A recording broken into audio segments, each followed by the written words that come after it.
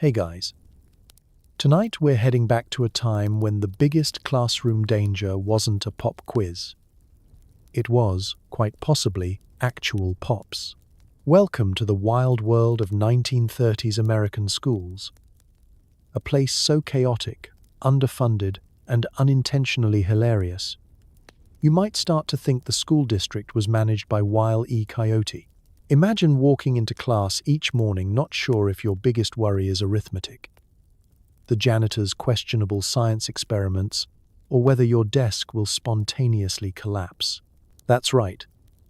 Tonight's journey is why 1930s American schools were more dangerous than prisons.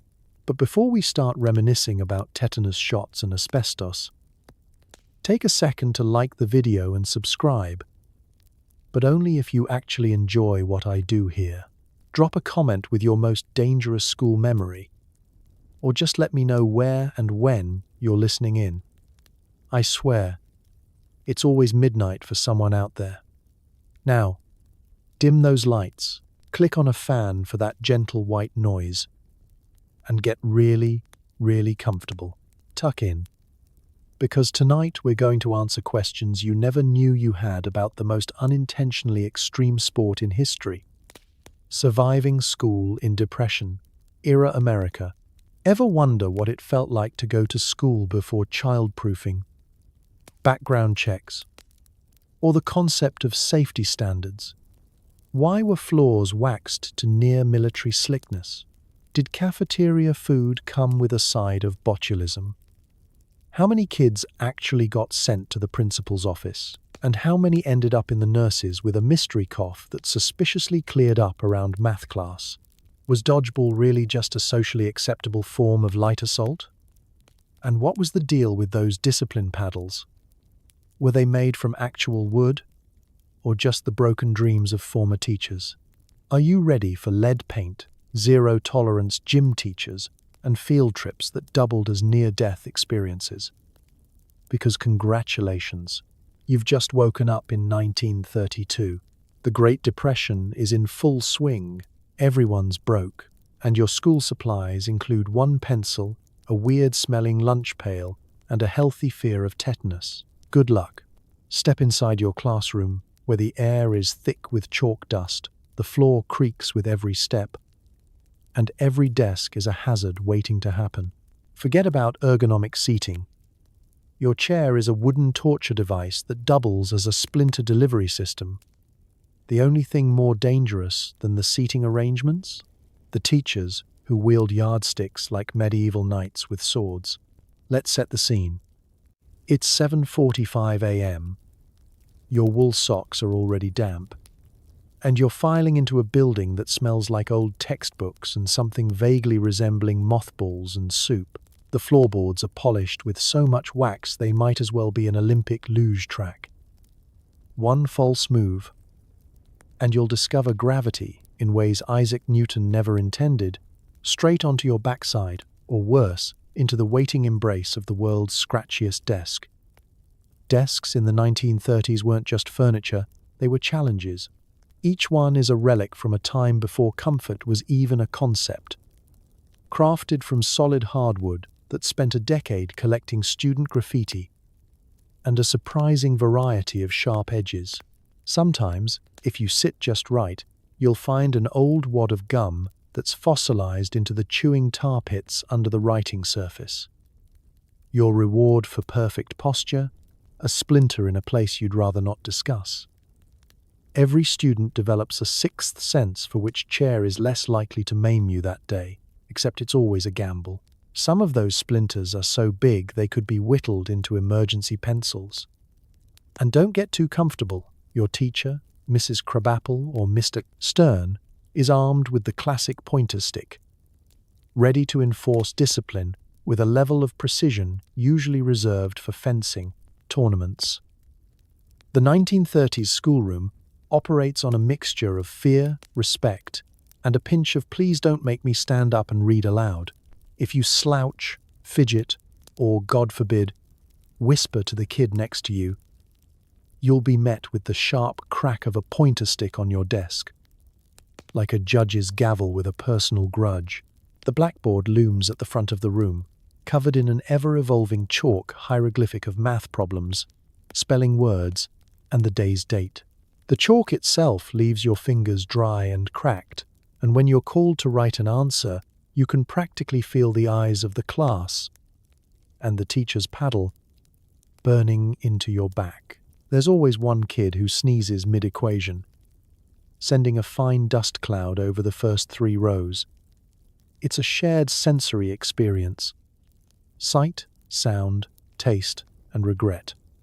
Let's talk lighting. The classroom is lit by tall, drafty windows that only half close. So you spend the colder months huddled in your blank seat, shivering. The wind blowing directly through the glass and under the ancient window sash.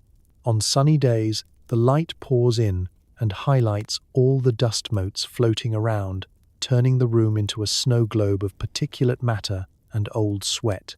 The school's one electric bulb hangs by a cord in the center, flickering just often enough to remind everyone that, yes, fire hazards are real, and yes, you should probably know where the nearest exit is. Even the daily supplies are a lesson in danger. Sharpen your pencil, and you're using a crank sharpener that's attached to the wall with 3 nails and a prayer. The blade inside is sharp enough to whittle a tree, but somehow also dull enough to destroy your only pencil in 2 turns. Ink wells are scattered on each desk, usually half full of congealed blue liquid. Spill one, and congratulations. You're the reason everyone's homework looks like a Rorschach test for the rest of the week. Yet, despite all the hazards, the classroom is a hive of noisy, chaotic learning. The radiators groan and clank, your shoes stick to the floor, and there's always that one desk that rocks with every breath. Outside, the playground calls, but inside, you're living history, a survivor of the Splinter era, a veteran of the pointer stick wars, and possibly the proud owner of a tetanus booster. So as you settle in, try to remember every bruise, every scratch, every sneeze, induced chalk storm. These are the things that build character and probably a good immune system. And if you make it out without a splinter, congratulations, you're already ahead of the curve. Before the day begins, it's time for roll call. You stand in a drafty hallway as the teacher does a head count. Out sick? That's normal. Half your classmates are home with mumps, scarlet fever, or something with pox in the name. Welcome to the era when every cough was a minor biohazard, and the school nurse was just a local mum with a bottle of rubbing, alcohol, and a Band-Aid. Let's paint the picture. It's 8 a.m., and you're shuffling in with your coat buttoned all the way up to your ears because the school hasn't discovered insulation yet. The windows are frosted over. Your breath puffs out in little clouds, and you're already counting the hours until lunch. But first, the all-important morning ritual. Attendance. The teacher, armed with a battered clipboard, a stub of a pencil, and the iron will of someone who's seen too much, starts reciting names. Every roll call is less about who's present and more about what's circulating through the local ecosystem. For every here, there's a still out with measles, a typhoid, maybe, or the classic his mom says it's just a rash. No one flinches. In the 1930s, missing half the class to illness was as common as having mystery stains on your trousers. Germs are everywhere. The janitor does his best. But he's fighting a losing battle with buckets, mops, and the kind of bacteria modern medicine would rather not discuss. And here's the thing. Every sniffle is suspect. One kid coughs, and you see a dozen heads swivel like prairie dogs, gauging whether it's just a cold or if it's time to bring out the Lysol, which, by the way, is probably pure bleach and hope. There are rumors about which diseases are going around. Some say chickenpox, others swear it's whooping cough. Everyone's got an opinion. but no one's got any hand sanitizer. In fact, you'd have better luck finding the lost city of Atlantis in the supply closet than a bottle of Purell. The school nurse, if she can be called that, is really just Mrs. Simmons, whose main credentials are once fixed a broken finger and owns a box of baking soda. Her office smells like menthol and defeat. Got a fever? She'll put a cold rag on your forehead and tell you to lie down on a suspiciously crunchy cot. Sore throat? Gargle salt water and get back to class. Skin rash? That's between you and your immune system. The only real constant is her supply of Band-Aids, which she doles out for everything from nosebleeds to existential crises. Meanwhile, attendance is also a social event. You size up who's missing and start mentally placing bets. Who will come back first? Who's out for the week? Who will return with a new, exciting cough? And let's be honest, there's always one kid whose illness seems suspiciously close to every big test. Is it polio? Or just bad math grades? The world may never know. But sickness isn't just about kids. Teachers drop like flies, too. Substitute teachers, usually someone's uncle or the neighbor who can read, get called in with alarming frequency. Lessons devolve into storytelling worksheets and the kind of chaos that only a room full of undersupervised children can create. Even getting to school is a gamble. The bus is a mobile petri dish, every seat sticky with the remnants of 100 coughs, and the air thick with the scent of Vicks Vapo Rub. If you make it to the classroom without catching something, congratulations. You've already beaten the odds. Yet through all the germs, sneezing fits, and quarantined classmates, attendance continues, day after day, sniffle after sniffle, and somehow the school year lurches forward. You stand, you answer to your name, you hope for the best. Because in the 1930s, perfect attendance wasn't just a badge of honor. It was an act of defiance against the microscopic universe plotting to take you down. So next time you see a bottle of hand sanitizer or get a note from the school nurse, remember, you're living in the golden age of health. And your grandparents? They survived school with nothing but a handkerchief and sheer force of will. Lunchtime. And nothing says bon appetit like the infamous cafeteria menu, today's special. Greyish meatloaf with an aftertaste of despair. Milk is room temperature. Bread is sturdy enough to patch a shoe. And there's, always, a jiggling cube of dessert that looks like it might try to escape. Eat up. Food poisoning builds character.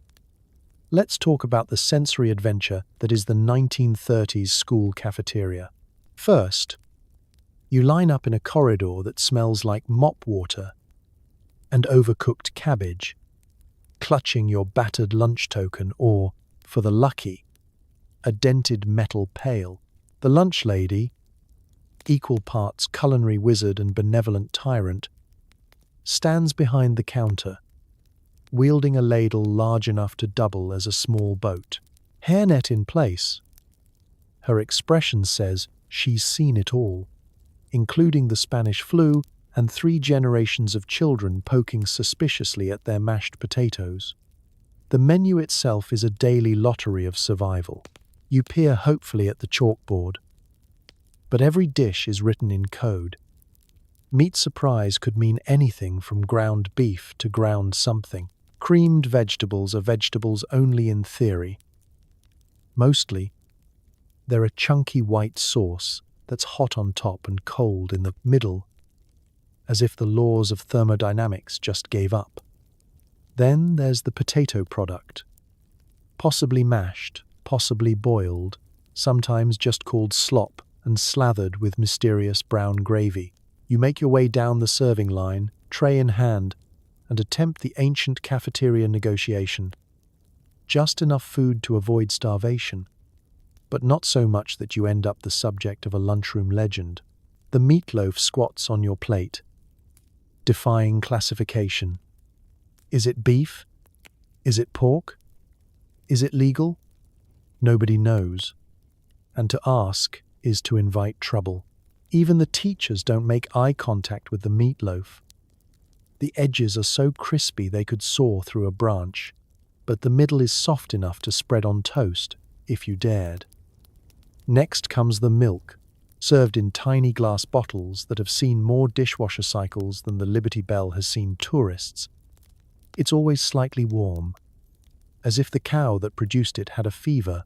Sometimes you get a chunk of ice floating on top, which is actually the best-case scenario. The alternative is the thin skin of milk fat that forms a membrane over the opening, an unspoken rite of passage for anyone who's ever attended school before 1950. Bread is both a meal and a tool, stale by midweek, dense enough to stop a bullet. It could easily moonlight as a building material if the school ever needed emergency repairs. Butter is an optional extra, dispensed in rock-hard yellow pats that never actually spread but rather gouge small craters into your slice. Every bite is a workout for your jaw and a test for your dental fillings. Then there's dessert, the infamous gelatinous treat. It comes in shades not found in nature and wobbles with a sentience that suggests escape is always a possibility. Some kids swear it once moved. Others claim to have bounced it off the floor. Whatever its origin, dessert in the 1930s is less a reward and more a final exam for your digestive system. And yet, the cafeteria isn't just a place to eat. It's the social heart of the school. Here, alliances are forged over trades of apples for cookies. And the cool kids claim the corner table. The new kid sits alone until someone slides a roll his way. And the lunch monitor patrols with the single-minded zeal of a border collie. You're judged not just by your manners, but by your willingness to eat whatever is slopped on your tray without complaint. Because in the Great Depression, complaining about free food is the quickest way to earn a lecture about gratitude and the starving children in Europe. By the end of the meal, you've consumed enough starch to build a dam and enough mystery to fuel years of therapy. You stack your tray. Thank the lunch lady. Never forget. And return to class with a belly full of memories, a faint sense of unease, and the comforting thought that if the meatloaf didn't kill you, nothing will. PE is a gladiatorial contest. Dodgeball is less a sport, more a state-sanctioned brawl. The balls are made of solid rubber, and so are the teachers' hearts. The weak? Eliminated. The strong? Bruised. The rules? Unclear. Welcome to the only gym class where personal injury is just part of the learning experience. The gymnasium is a concrete echo chamber, lined with faded banners and the faint scent of musty sneakers. The floor is polished to a reflective shine, which serves only to highlight every scuff mark and lost tooth from classes past. The PE teacher, usually a retired football coach with an affinity for whistleblowing and existential disappointment, waits at the center, holding a bag of dodgeballs that looks suspiciously heavier than regulation. You and your classmates line up along the wall, hearts pounding, nerves jangling, and already calculating the safest spot to hide. There isn't one. Let's talk about the dodgeballs themselves. These aren't the foamy, safety-approved spheres of modern times. No, these are industrial-grade, tire-rubber spheres filled with the pain kind of air pressure last seen in Zeppelin disasters.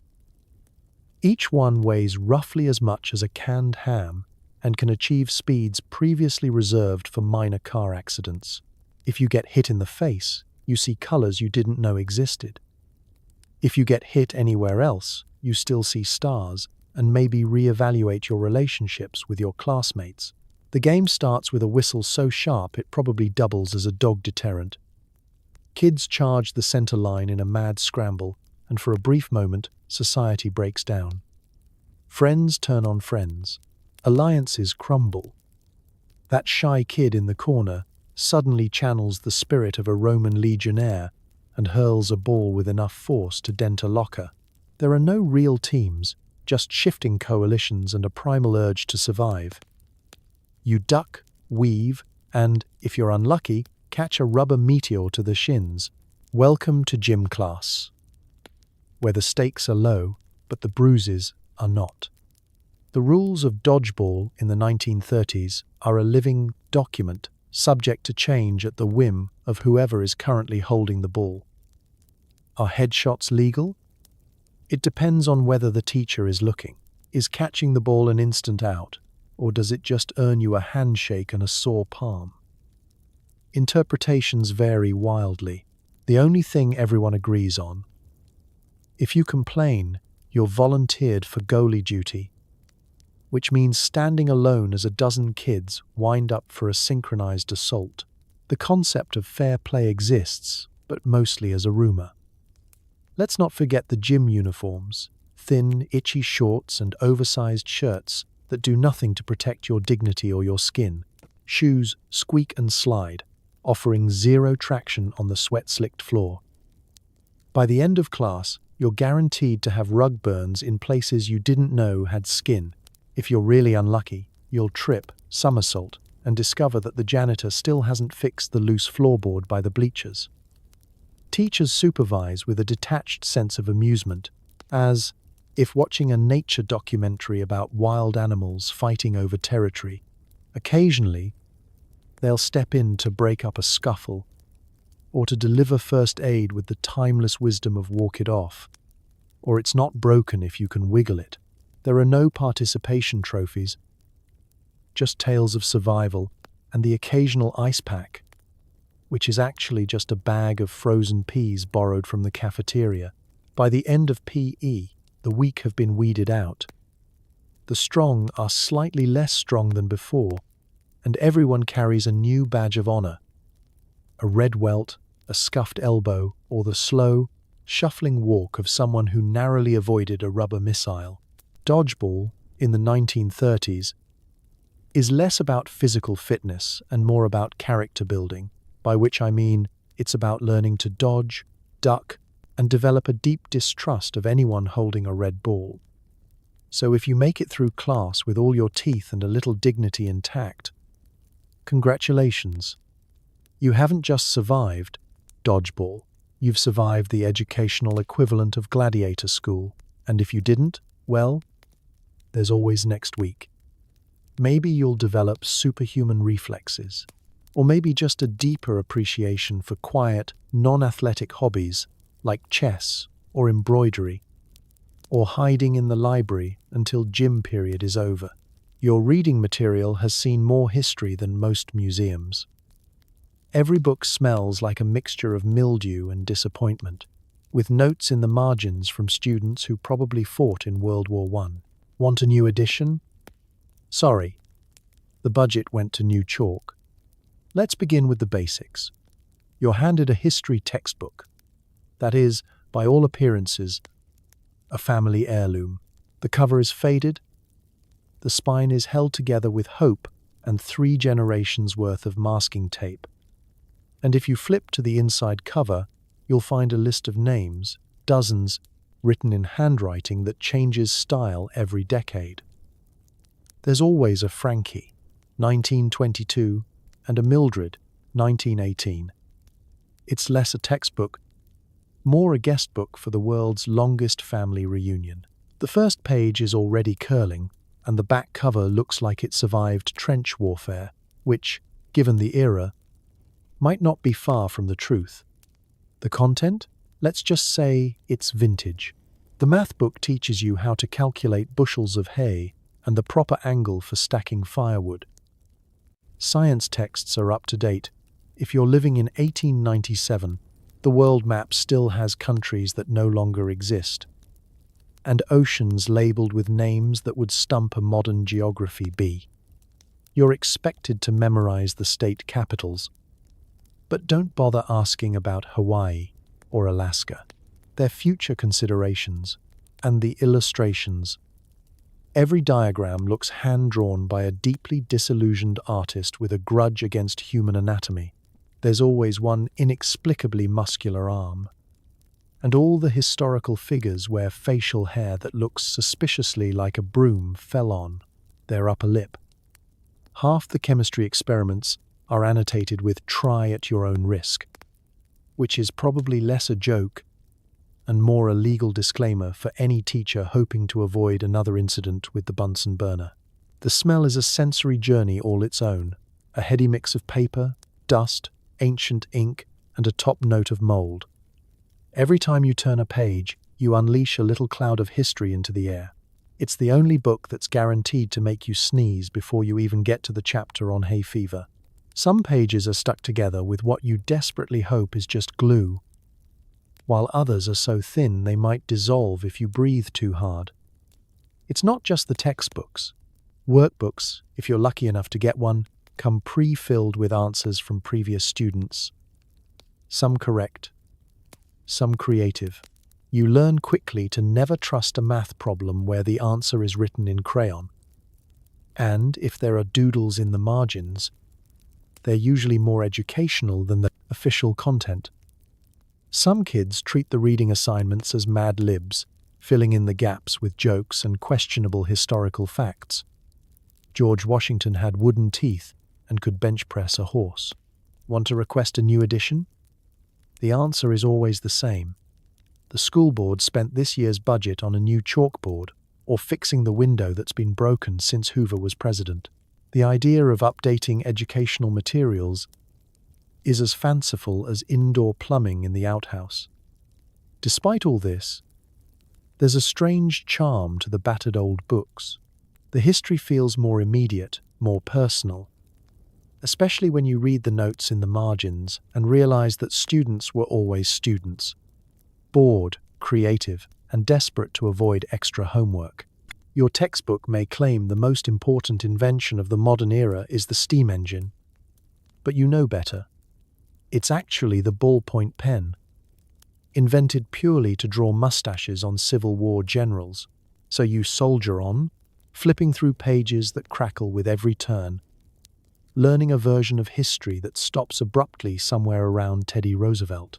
You squint at faded maps, try to decipher long division problems that predate the moon landing, and dream of a future where books are printed after your parents were born. Until then, you make do, hoping you'll absorb enough facts and not too many spores to pass the next quiz. Because in the 1930s, knowledge isn't just power, it's whatever you can scrape together from a textbook that should probably be on display at the Smithsonian. Recess. 30 minutes of unstructured chaos on a playground built entirely from steel, gravel, and wishful thinking. The monkey bars are 2 stories tall, the slide is a metallic frying pan, and the swing set could launch a child into low orbit. Helmets? Pads? Please. Just try not to break a bone before spelling test. The bell rings, and suddenly the classroom empties in a stampede worthy of the running of the bulls. You and your classmates surge out into the wild expanse of the schoolyard, an uneven patchwork of crabgrass, packed dirt, and rocks sharp enough to etch your name into history. Usually via your knees. It's freedom. It's chaos. It's pure Darwinism in action. Out here, the only law is gravity, and it's not on your side. First stop, the jungle gym, also known as the monkey bars of doom. They tower above you, rusted but proud, casting long shadows like some ancient monument to questionable design choices. No one knows who built them or when. They may have predated the school itself. The metal is always the wrong temperature, freezing in winter, scorching in summer, perfect for branding a handprint onto your palm as a permanent reminder of your overconfidence. The climb is a test of willpower, upper body strength, and the ability to survive a 6-foot drop onto gravel. Most kids only make it halfway before gravity claims another victim, who then limps off to the nurse's office for a bandage and a pep talk about toughening up. Over by the fence, the slide gleams ominously in the midday Sunday, the paint peeled away long ago, leaving nothing but bare metal, hot enough by noon to fry an egg, or at least a child's thigh. Climbing the ladder is an act of faith. Sliding down is an act of survival. You hit the bottom going Mark II, barely slowing before tumbling into the patch of dirt strategically placed for maximum dust inhalation. The lucky ones land on their feet. The rest emerge with wild hair, skinned elbows, and a newfound respect for friction. Then there's the swing set. The closest thing to space travel your generation will ever know. The chains creak. The seat is a single strip of rubber that pinches mercilessly. And there's always a daredevil aiming for orbit. "Bet you can't go over the top," someone shouts. You try, of course, only to discover the physics of regret as you dismount mid-air and land in a heap, inventing a new yoga pose called child in pain. Every swing is a negotiation with fate. How high can you go before fear or centrifugal force wins? Of course, no 1930s playground would be complete without the seesaw. It's a plank of splintered wood balanced on an iron fulcrum, designed to catapult one child skyward while the other slams into the ground with the grace of a sack of potatoes. There's always one kid who bails at the last second, sending their partner crashing down with enough force to compress a spine. Dental appointments spike every spring. The rest of the yard is littered with makeshift games. Kickball with a half-flat ball, tag played around actual hazards like discarded fence wire, and a suspicious puddle that never dries. There's no adult supervision, just the faint gaze of the teacher smoking near the doorway, ready to intervene only if someone loses consciousness or starts a fire. And yet, despite the looming threats of tetanus, concussion, and gravity, you and your friends dash, climb, swing, and tumble with wild abandon. Bruises and scrapes are badges of honor. A broken arm is a ticket to classroom fame. No one whines, because out here, survival is the greatest prize. By the time the bell rings again, you're covered in dust, sweat, and memories. You limp back inside, wincing at new bruises, clothes streaked with the mud and glory of childhood. Recess is over. But the legend of the monkey bars of doom will live forever, in stories, scars, and the collective nostalgia of anyone who survived a playground built before the invention of common sense. You enter the science lab, otherwise known as a repurposed storage closet full of mystery chemicals and unguarded Bunsen burners. Safety goggles are a rumor.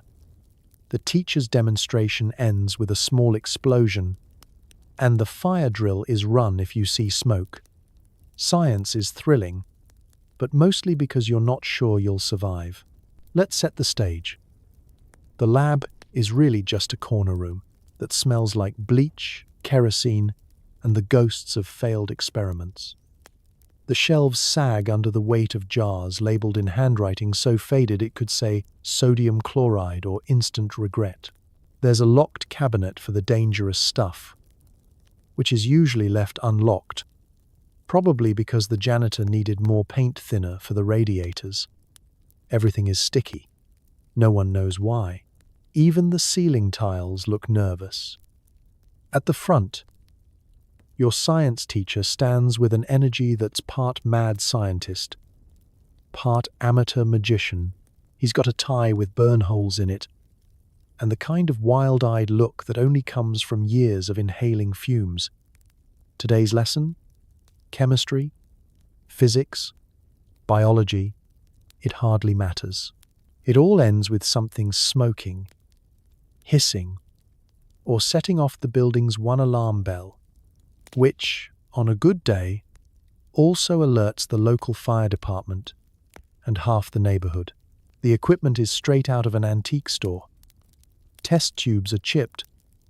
Flasks are stained with substances that haven't been identified since the Coolidge administration, and the microscope is basically a magnifying glass attached to a wooden block.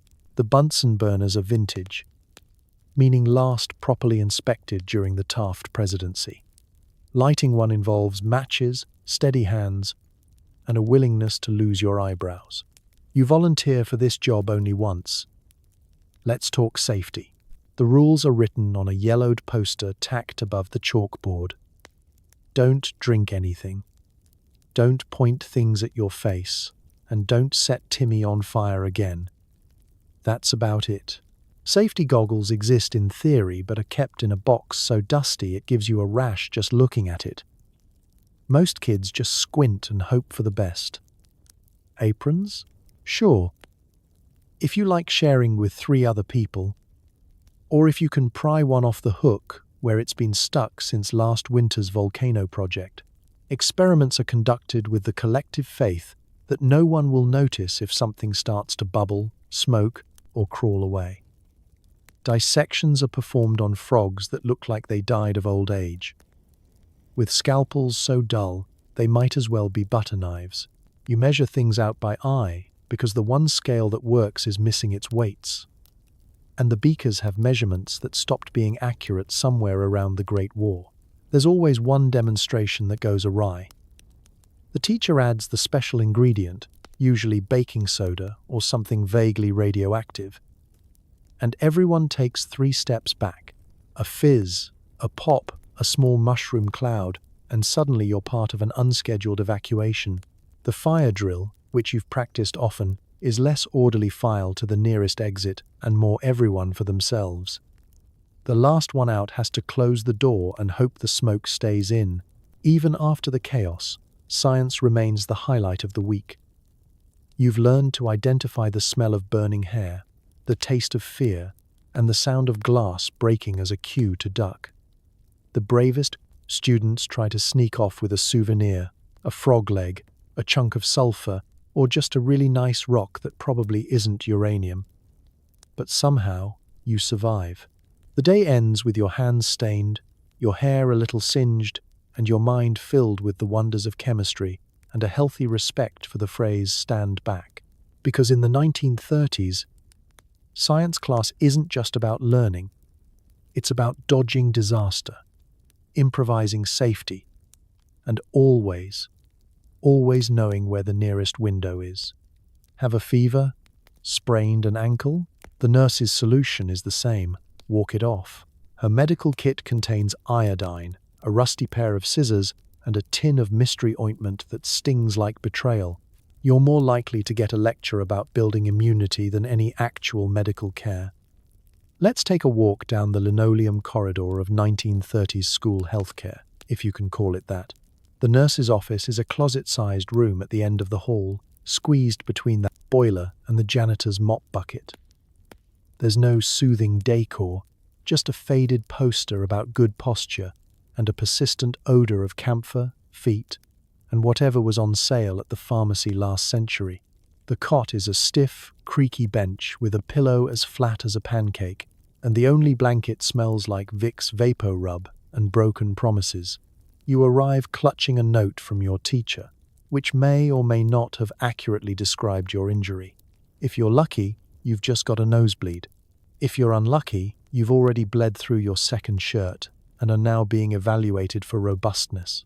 The nurse herself is a legend.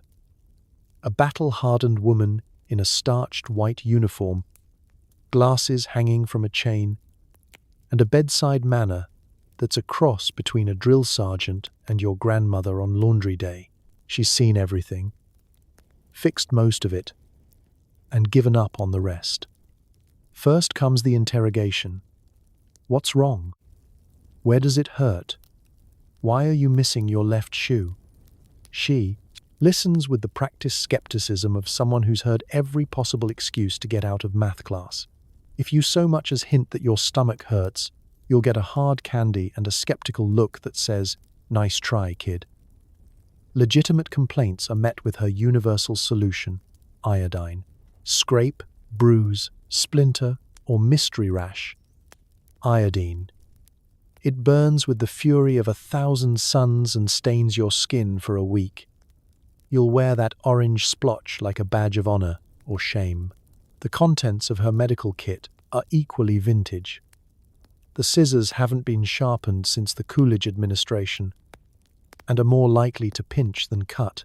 There's an ancient roll of gauze, some tape that barely sticks, and a tin of ointment labeled for everything, which means it will be applied liberally to whatever part of you is visible, whether or not it's the problem area. If you're really lucky, you'll get the ultimate comfort: a paper cup of lukewarm water and a chance to lie on the cot for exactly 7 minutes, at which point you're expected to leap up, fully healed, and rejoin your class. Sprains are wrapped with elastic bandages so tight they cut off circulation. Fevers are met with a damp washcloth and the stern advice to toughen up. Headaches? Close your eyes and think of something pleasant. Allergic reactions? Try not to breathe near the flowers next time. For anything more serious, the nurse may call your mother.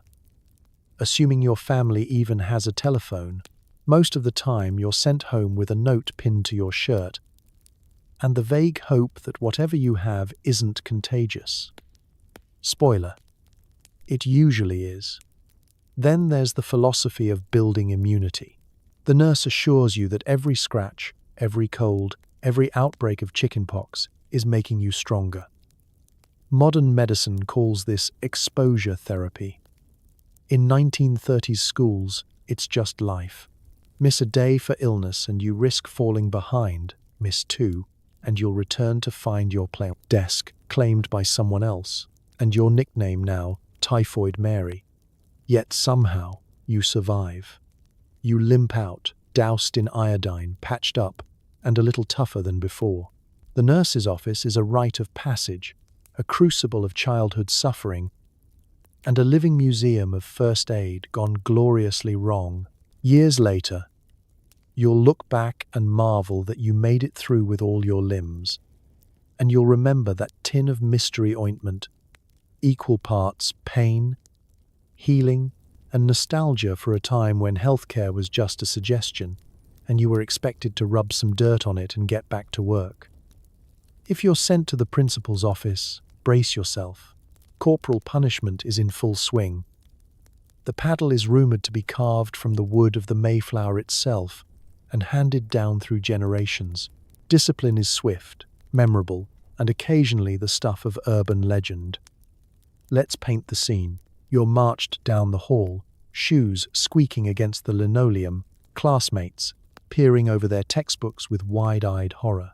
The principal's office sits at the end of the corridor, a heavy wooden door flanked by portraits of stern, unsmiling men who look like they haven't blinked since the Harding administration.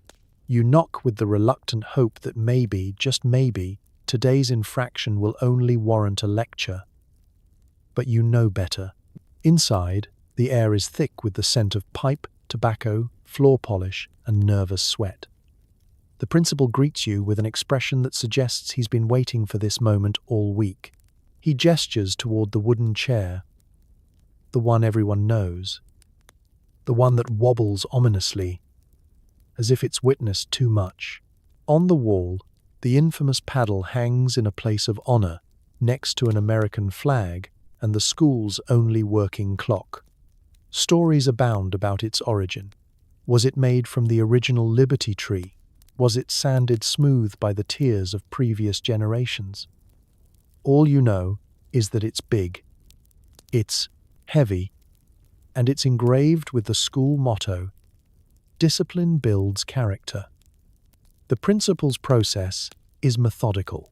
First, he reviews your alleged crime, talking back, passing notes, failing to salute the flag with appropriate vigor. Infractions are creative in the 1930s. Sometimes you're not even sure what you did, but the principal assures you that you've broken the sacred code of the classroom. The lecture that follows is less about your actions and more about the impending doom that is the paddle. Your stomach knots. You begin to bargain internally. If only you hadn't laughed at Bobby's chicken impression. If only you hadn't tried to climb the flagpole. If only you'd remembered to call the teacher, ma'am. Then comes the main event. The paddle. There's no ceremony, just a grim efficiency born of experience. The principal retrieves the paddle, always heavier than you remember, and administers discipline with a few well-placed swats. The sound echoes down the hallway, a noise that every student knows, equal parts fear and tradition. No matter how brave you try to look, you can't help but wince. The sting is instant and memorable, and you know your classmates will ask for a full report when you return. But it's not just the pain, it's the ritual, the waiting, the lecture about how, in my day, we walked uphill both ways and never complained. There's a speech about building character, learning respect, and the dangers of letting your hair grow too long. If you're especially unlucky, you'll get the double whammy. A note sent home for your parents to sign. Spoiler alert, your parents will side with the principal. And yet, for all its fearsome reputation, the principal's paddle is as much psychological as physical. The mere threat keeps most students in line. Urban legends swirl around the playground. Stories of students who took 10 swats without flinching, or the one time the paddle allegedly broke on someone's ironclad backside. Some claim to have seen it used on repeat offenders, who then reformed instantly and went on to become model citizens, or at least very quiet ones. Discipline in the 1930s is not about timeouts or restorative circles. It's about the swift and unyielding application of justice, reinforced with hard wood and a firm hand.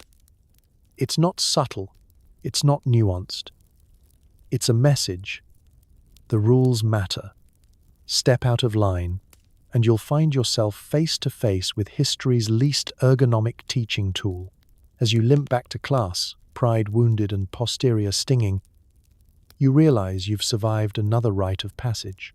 The principal's paddle is a legend, a warning, and, in its way, an old-fashioned reminder that in 1930s schools, the law isn't just enforced, it's engraved in oak and handed down, one swat at a time. What's that white fluffy stuff on the pipes? Asbestos. Lead paint covers every surface, and you're not supposed to eat the plaster, but nobody says you can't. The building itself is a death trap.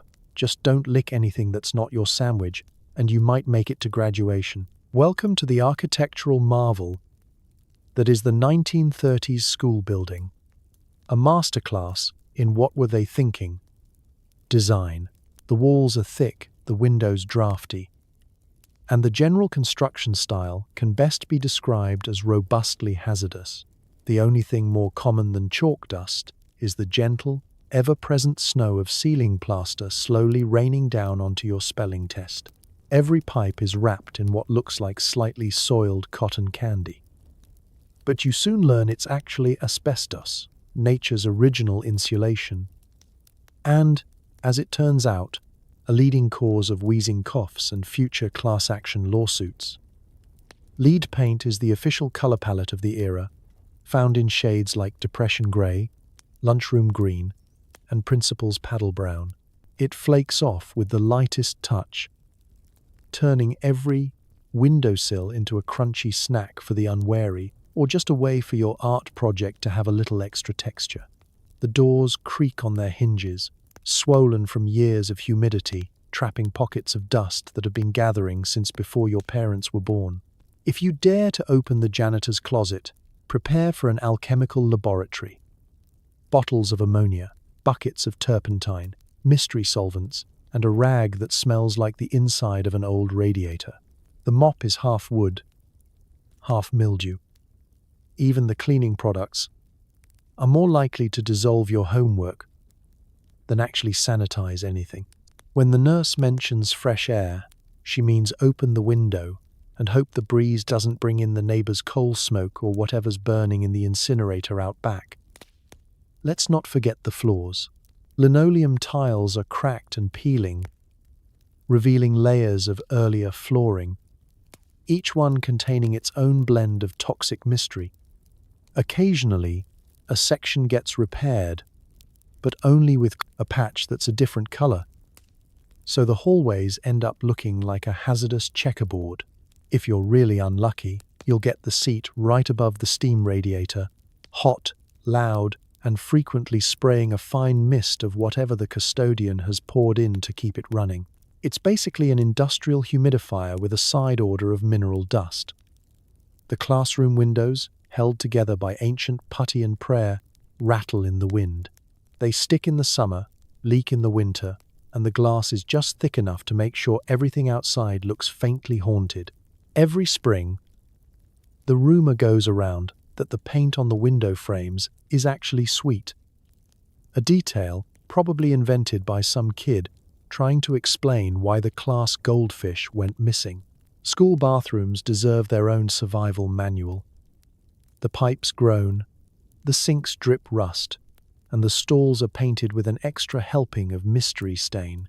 Occasionally, the toilets back up and flood the hallway, a kind of low-budget educational simulation of the Great Mississippi Flood. The smell? A sophisticated blend of cleaning chemicals, old urine, and possibly wet asbestos. And yet, against all odds, everyone makes it through. You cough a little, your hands are always a strange shade of grey, and you develop an instinct for avoiding the most crumbly parts of the wall. If you get a headache, just open a window. Unless the wind is blowing from the chemical plant down the street, in which case you're excused to go home early, provided you can run faster than the nurse can catch you with her tin of ointment. By the time graduation rolls around, you're tougher than you look, with an immune system forged in the crucible of lead, asbestos, and whatever's growing behind the gym. You survived a school that would make OSHA faint. If nothing else, you'll always be able to say, with complete accuracy, they don't make 'em like they used to, and for that, we can all be grateful. Hop aboard the yellow school bus, a vehicle held together by wire, chewing gum, and collective hope. There are no seatbelts, potholes are plentiful, and the driver's main qualification is owns a hat. The ride is a daily adventure in centrifugal force and peer negotiation.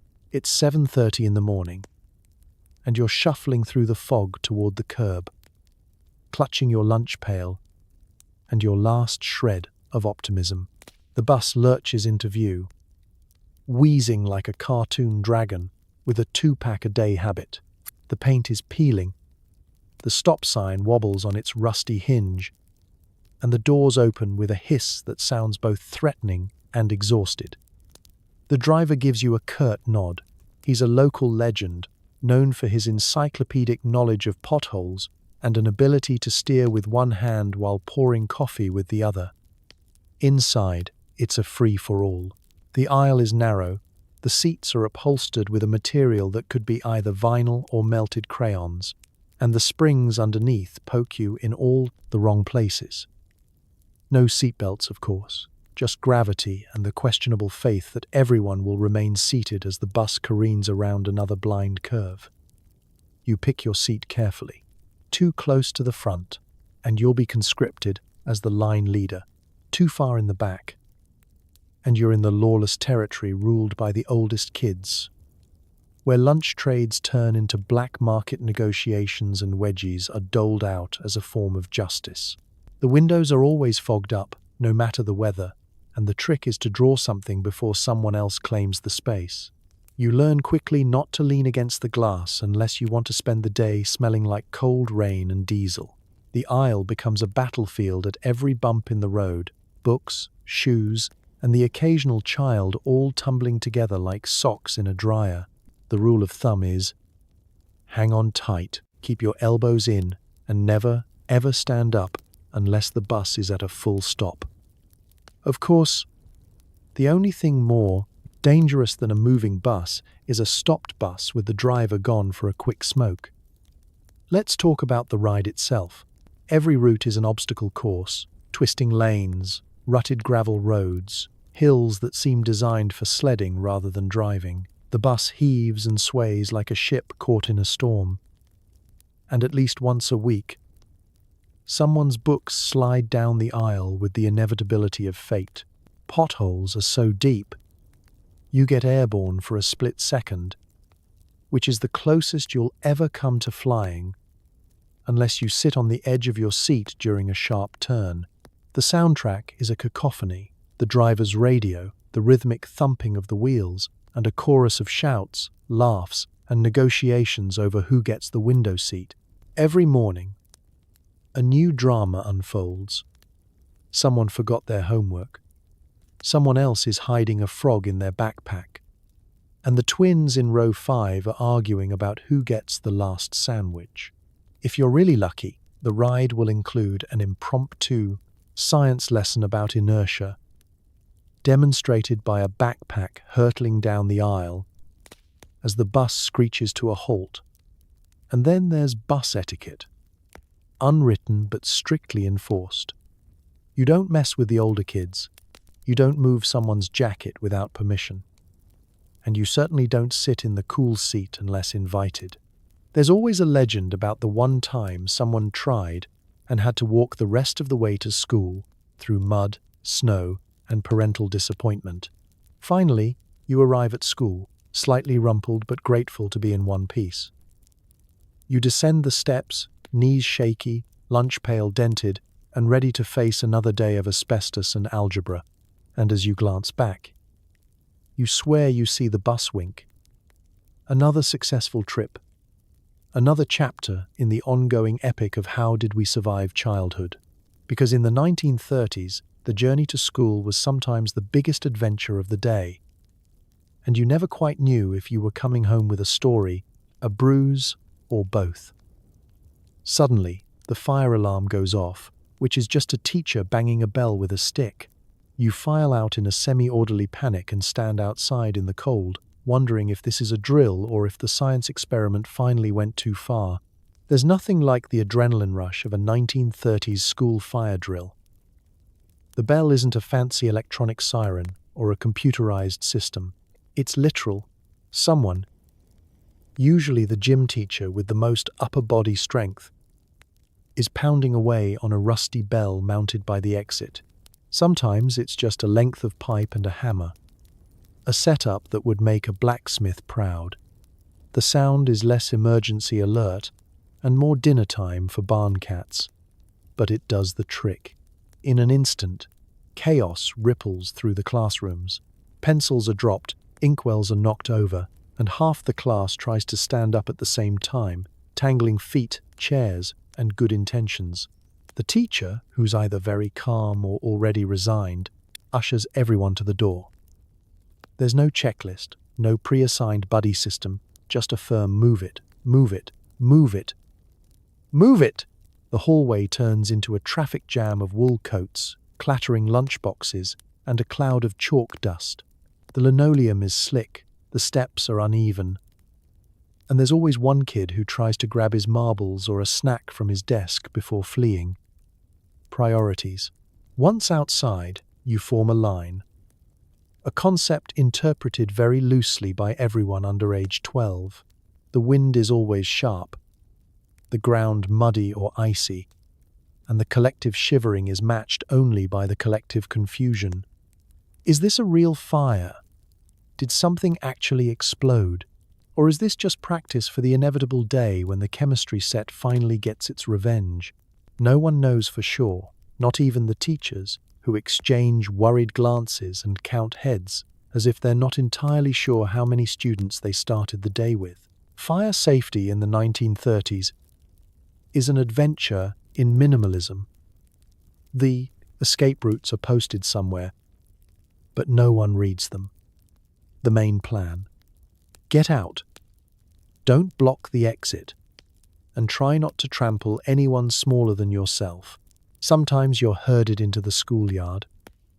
Other times onto the sidewalk, or even the neighbor's pasture if the wind is wrong. Your designated safe zone is wherever there's the least mud or the fewest cows. Drills are not scheduled with any kind of warning. Sometimes, the principal will declare one after a particularly suspicious bang from the science lab. Other times, it's triggered by someone's sandwich accidentally catching fire on a radiator, or a suspicious amount of smoke wafting from the basement incinerator. Everyone has a story about the time there actually was a fire, usually ending with the lunch lady saving the day by tossing a bucket of soapy water over everything, including the nearest fifth grader. Standing outside, you watch your breath curl into the air and wonder how long you'll be left to freeze before someone decides it's safe to return. The teachers cluster together for warmth and gossip, while the janitor pokes his head out the basement window, either to check for survivors or to enjoy a smoke. Meanwhile, your classmates speculate wildly. Maybe the snake from biology finally got loose. Maybe the boiler exploded again. Maybe this is how school ends forever, and we're all free. Eventually, a teacher waves you back in, usually after a cursory inspection of the halls for active flames. You file back to class, toes numb, noses red, and spirits a little lighter for having survived another fire drill. There are no participation ribbons, just the satisfaction of not being the last one out the door. And maybe, if you're lucky, the rest of the day's math lesson will be postponed while everyone tries to warm up and forget that the building is still, technically, a giant box of kindling. Because in the 1930s, every fire drill is a reminder. You're not just learning arithmetic and penmanship. You're training for the ultimate pop quiz. Evacuation? Vintage style. Missed an assignment? There's a very public shaming ritual for that. You stand at the front of the room and explain yourself while your classmates judge you harder than a Real Housewives reunion. Forget to do it twice, and you're writing lines until your wrist mutinies. It's a Tuesday morning, and the smell of chalk dust and floor polish lingers in the air. The class is restless, fidgeting in their splinter-prone desks as the teacher, ruler in hand, begins the daily ritual, collecting homework. There's a moment of collective breath-holding as she moves down each row, sharp eyes scanning for excuses, fidgeting hands, and the unmistakable look of someone who's about to plead their case. You know the feeling. Your heart's beating faster than the school bell, and you're already rehearsing a defense. Maybe your dog didn't actually eat it, but you're willing to swear on a stack of dusty textbooks that the wind, or possibly a well-meaning sibling, played a part in your academic downfall.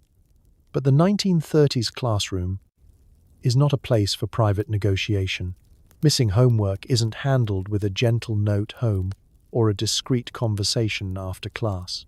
No, here it's theatre. You're summoned to the front like a wayward actor auditioning for the role of regretful student number one. All eyes are on you. Some gleeful, some sympathetic, most just glad it isn't their turn.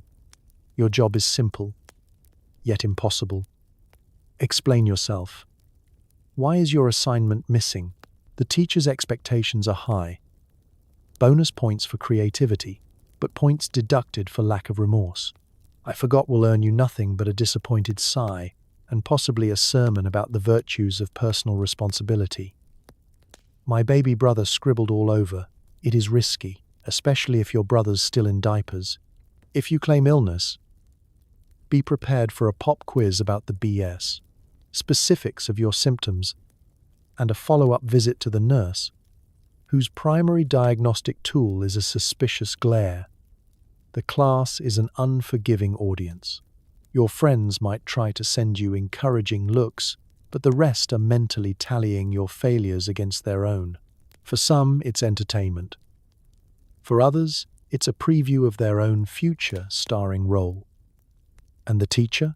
She's the judge, jury, and, if you're really unlucky, Line writing executioner. Ah yes, the lines. Forget a second time, and you're given a sheet of paper, a dull pencil, and the immortal directive. I will remember my homework, written out 100 times. It's a rite of passage, a slow march through the land of cramped knuckles and graphite smudges. Your handwriting degrades from careful cursive to illegible scribble by line 20. But no one cares. This isn't penmanship class, it's penance.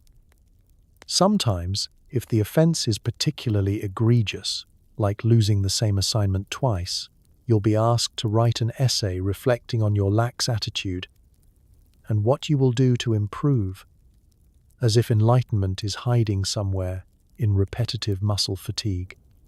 And it doesn't end at your desk. Forget too many times, and a note is sent home, pinned like a badge of dishonor to your jacket. Your parents, raised in even harsher academic climates, are not impressed. There's a good chance you'll spend your evening copying lines under their supervision, while they recount tales of their own school days, where forgetting homework meant shoveling coal or running laps around the barn. But here's the real kicker. No one ever actually reads your lines. Not your parents, not your teacher, certainly not your future self. They are collected, glanced at, and, if you're lucky, tossed in the bin with yesterday's spelling test. What sticks with you isn't the sentences, but the feeling of standing at the front, sweating under the gaze of your peers, learning that in 1930s school, failure is public, penance is physical, and the only cure is remembering next time or getting really creative with your excuses. It's January, and the only thing colder than your math grades is the actual classroom. The radiator makes noises like a dying walrus and heats exactly 1 square foot of the room. The rest of you are wrapped in coats, hats, and the vague hope of spring. Welcome to the 1930s classroom, Winter Edition. A place where climate control means shutting the window with a sock jammed in the gap and hoping for the best. Every morning, you trudge to school through slush and ice, cheeks stinging, nose dripping, scarf pulled up to your eyeballs. Your boots leak. Your gloves are 2 left mittens. And by the time you reach your desk, you've lost feeling in at least 3 toes. You might be carrying a book, but really, it's just something to clutch for warmth. The classroom itself is a symphony of chattering teeth and the occasional low moan of despair. You sit, shoulders hunched, watching your breath fog in the air. Indoors, the only warm spot is the patch of floor directly in front of the radiator, which means there's always a desperate shoving match for those precious inches of heat. The lucky student who sits closest becomes an accidental celebrity, everyone else plotting ways to switch seats before recess. And about that radiator. It's a cast-iron beast older than your grandparents, sputtering steam and making noises that range from gentle bubbling to catastrophic clangs. Every now and then, it groans, spits, or hisses like it's possessed. It's capable of roasting your ankles if you get too close. But don't worry. Move 2 feet away, and you're back in the Arctic tundra. The teacher valiantly attempts to stoke the fire in the coal stove or fiddle with the radiator valve, but mostly ends up with blackened hands and a new layer of soot on her dress. Layering is the name of the game. Everyone wears everything they own, 2 sweaters, 3 pairs of socks, and, if your mom is especially practical, a newspaper lining under your shirt for extra insulation. No one bothers taking off their outerwear. You sit through lessons bundled like a flock of sentient laundry piles. The teacher lectures while wearing fingerless gloves and a wool shawl, chalk squeaking on the blackboard as she tries to write with numb hands. Sometimes she assigns extra arithmetic just to keep everyone's blood circulating. Paper becomes brittle in the cold, pencils snap, and ink freezes in its well. If you're unlucky enough to need a bathroom break, you brave the unheated hallway, where the temperature drops another 10 degrees. And the bathroom itself is a study in survival horror. Tiles icy, water from the tap so frigid it feels like liquid knives.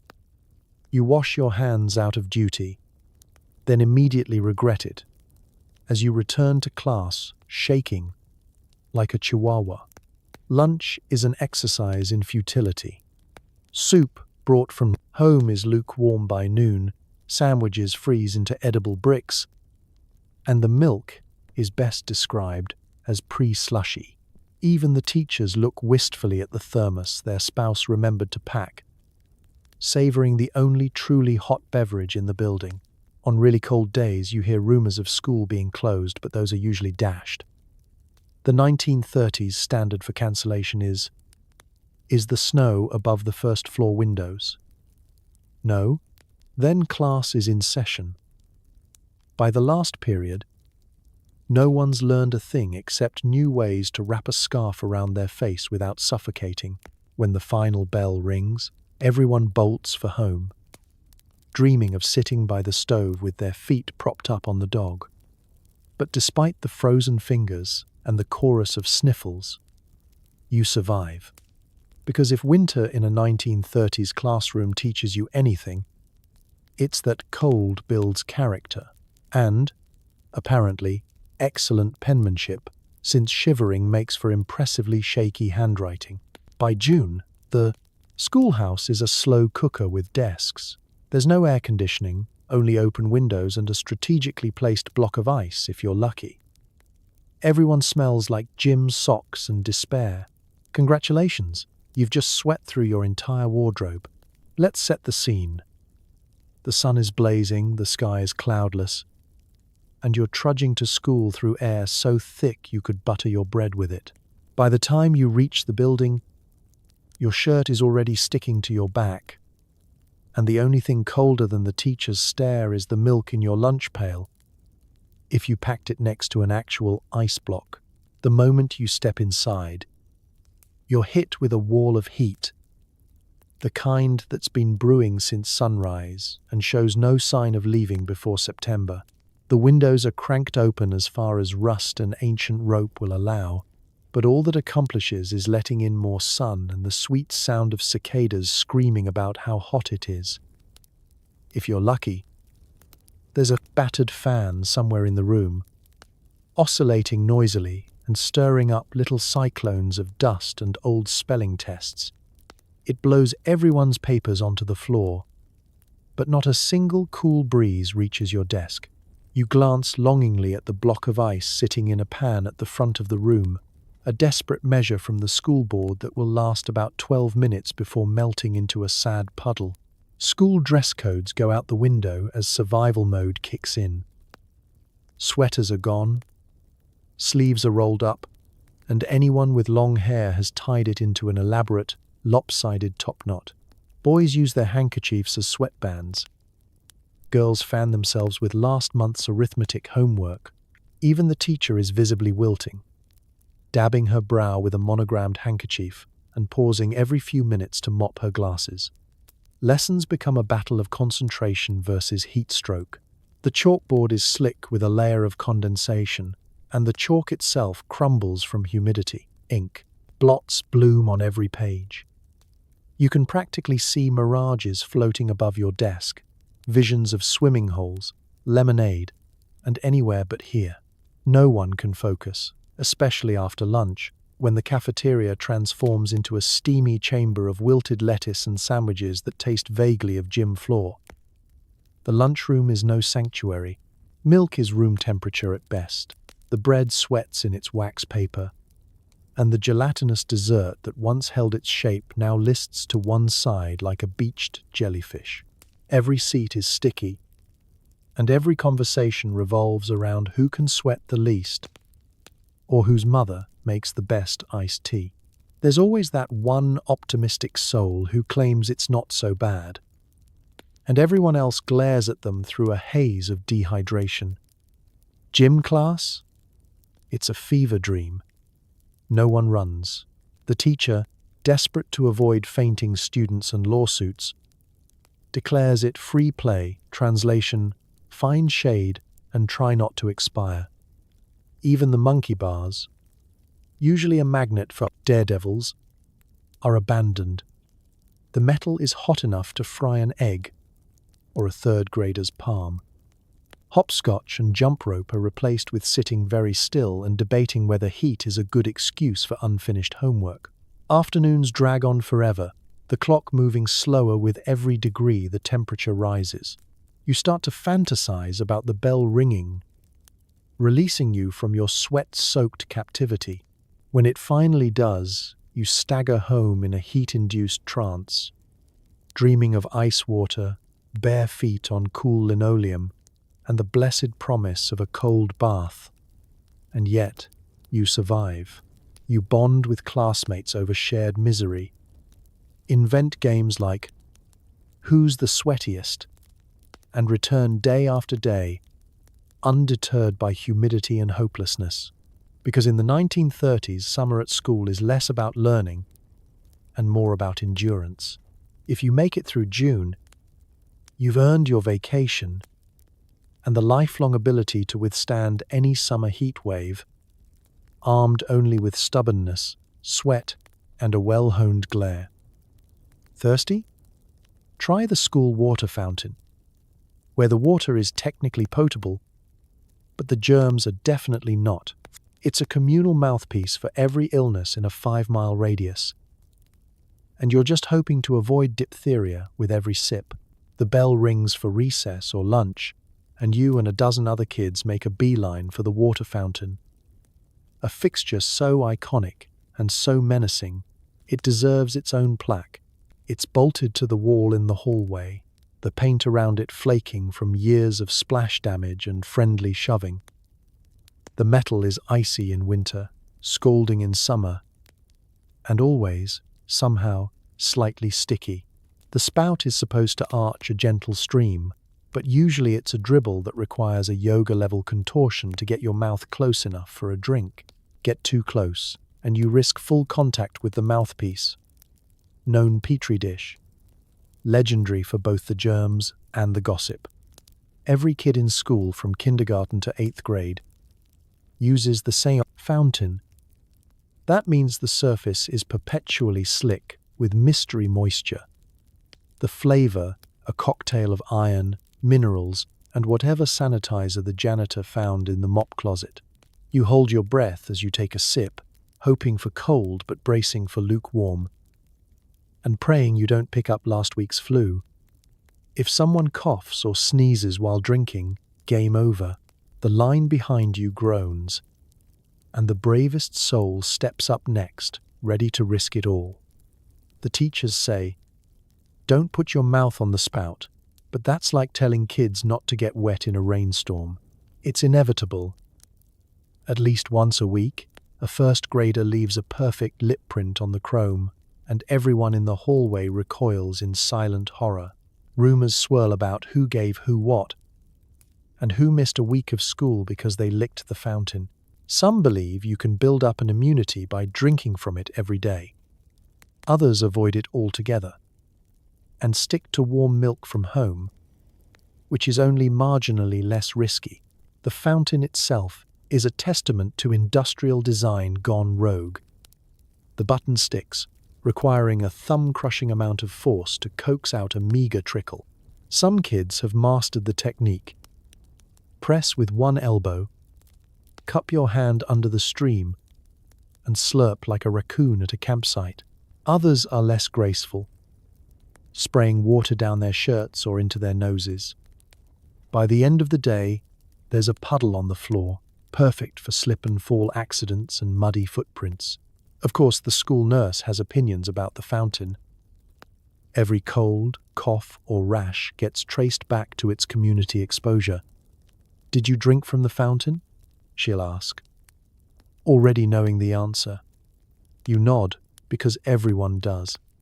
Even the teachers, though they use a handkerchief to wipe the spout before drinking, which somehow makes it both better and worse. If the fountain ever breaks, it's a minor catastrophe. The janitor is summoned, armed with a wrench, a roll of tape, and the firm belief that kids today are too soft. He'll tinker and mutter, unleashing a torrent of brown water before declaring it fixed. You line up, thirstier than ever, and convince yourself that rust builds character. In the height of summer, someone always dares to stick their gum under the spout, a crime so heinous it makes headlines in the class newsletter.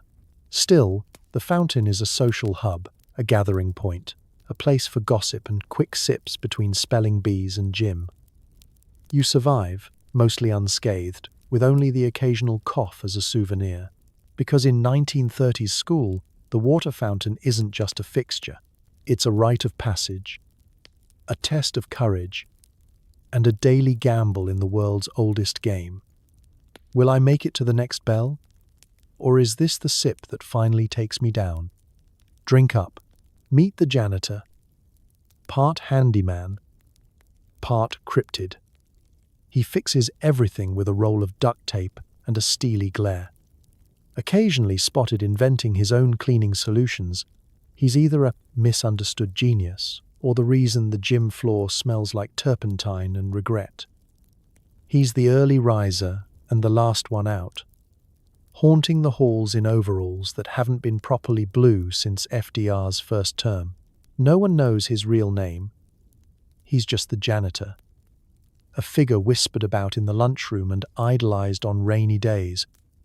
When he wields the floor buffer like a samurai with a sword, you might catch glimpses of him at odd hours, dragging mysterious carts filled with brooms, mops, and unlabeled bottles containing liquids that should probably be classified as biohazards. The janitor's office is equal parts sanctuary and mad laboratory. Step inside, if you dare, and you're greeted with the thick aroma of pine sol, mystery solvents, and, for some reason, old onions. The walls are lined with shelves holding treasures, broken desk legs, tangled extension cords, boxes of bolts with mismatched nuts, and a coffee can labeled stuff that rattles. There's always a radio, humming old jazz, and a cat that may or may not belong to anyone napping in a bucket. You quickly learn the rules. Never touch his mop. Don't ask what's in the bucket. And if the janitor says stand back, you stand back. He fixes squeaky doors with a spritz of oil and what looks like a prayer. He can silence a banging radiator with a single well-placed whack and unstick a classroom window with nothing but elbow grease and sheer force of will. His toolkit is legendary. Duct tape, a wrench the size of your forearm, and a battered screwdriver that doubles as a chisel, ice pick, or, in a pinch, a disciplinary tool. His cleaning concoctions are the stuff of legend. Sometimes the school smells vaguely of lemon, sometimes of chemical warfare. You never really know what you're breathing. But if the floor shines and your shoes squeak, you figure it's best not to ask too many questions. The gym floor in particular has a unique aroma, a pungent blend of old socks, despair, and whatever cleaning fluid he's whipped up that week from odds and ends in the supply closet. It keeps the basketball team humble and the rest of the school on its toes, literally. Since the floor is sometimes so slick it doubles as an ice rink. But for all the jokes and whispered rumors, the janitor is a silent guardian. He's the first to scoop up a kid who slips on spilled milk or patch a window after a rogue baseball.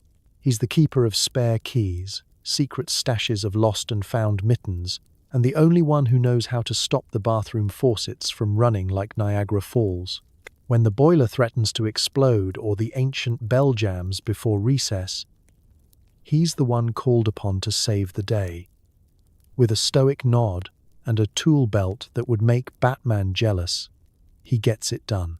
In a school packed with hazards, he's the unsung hero who keeps everything running, often with questionable methods, always with dependable results.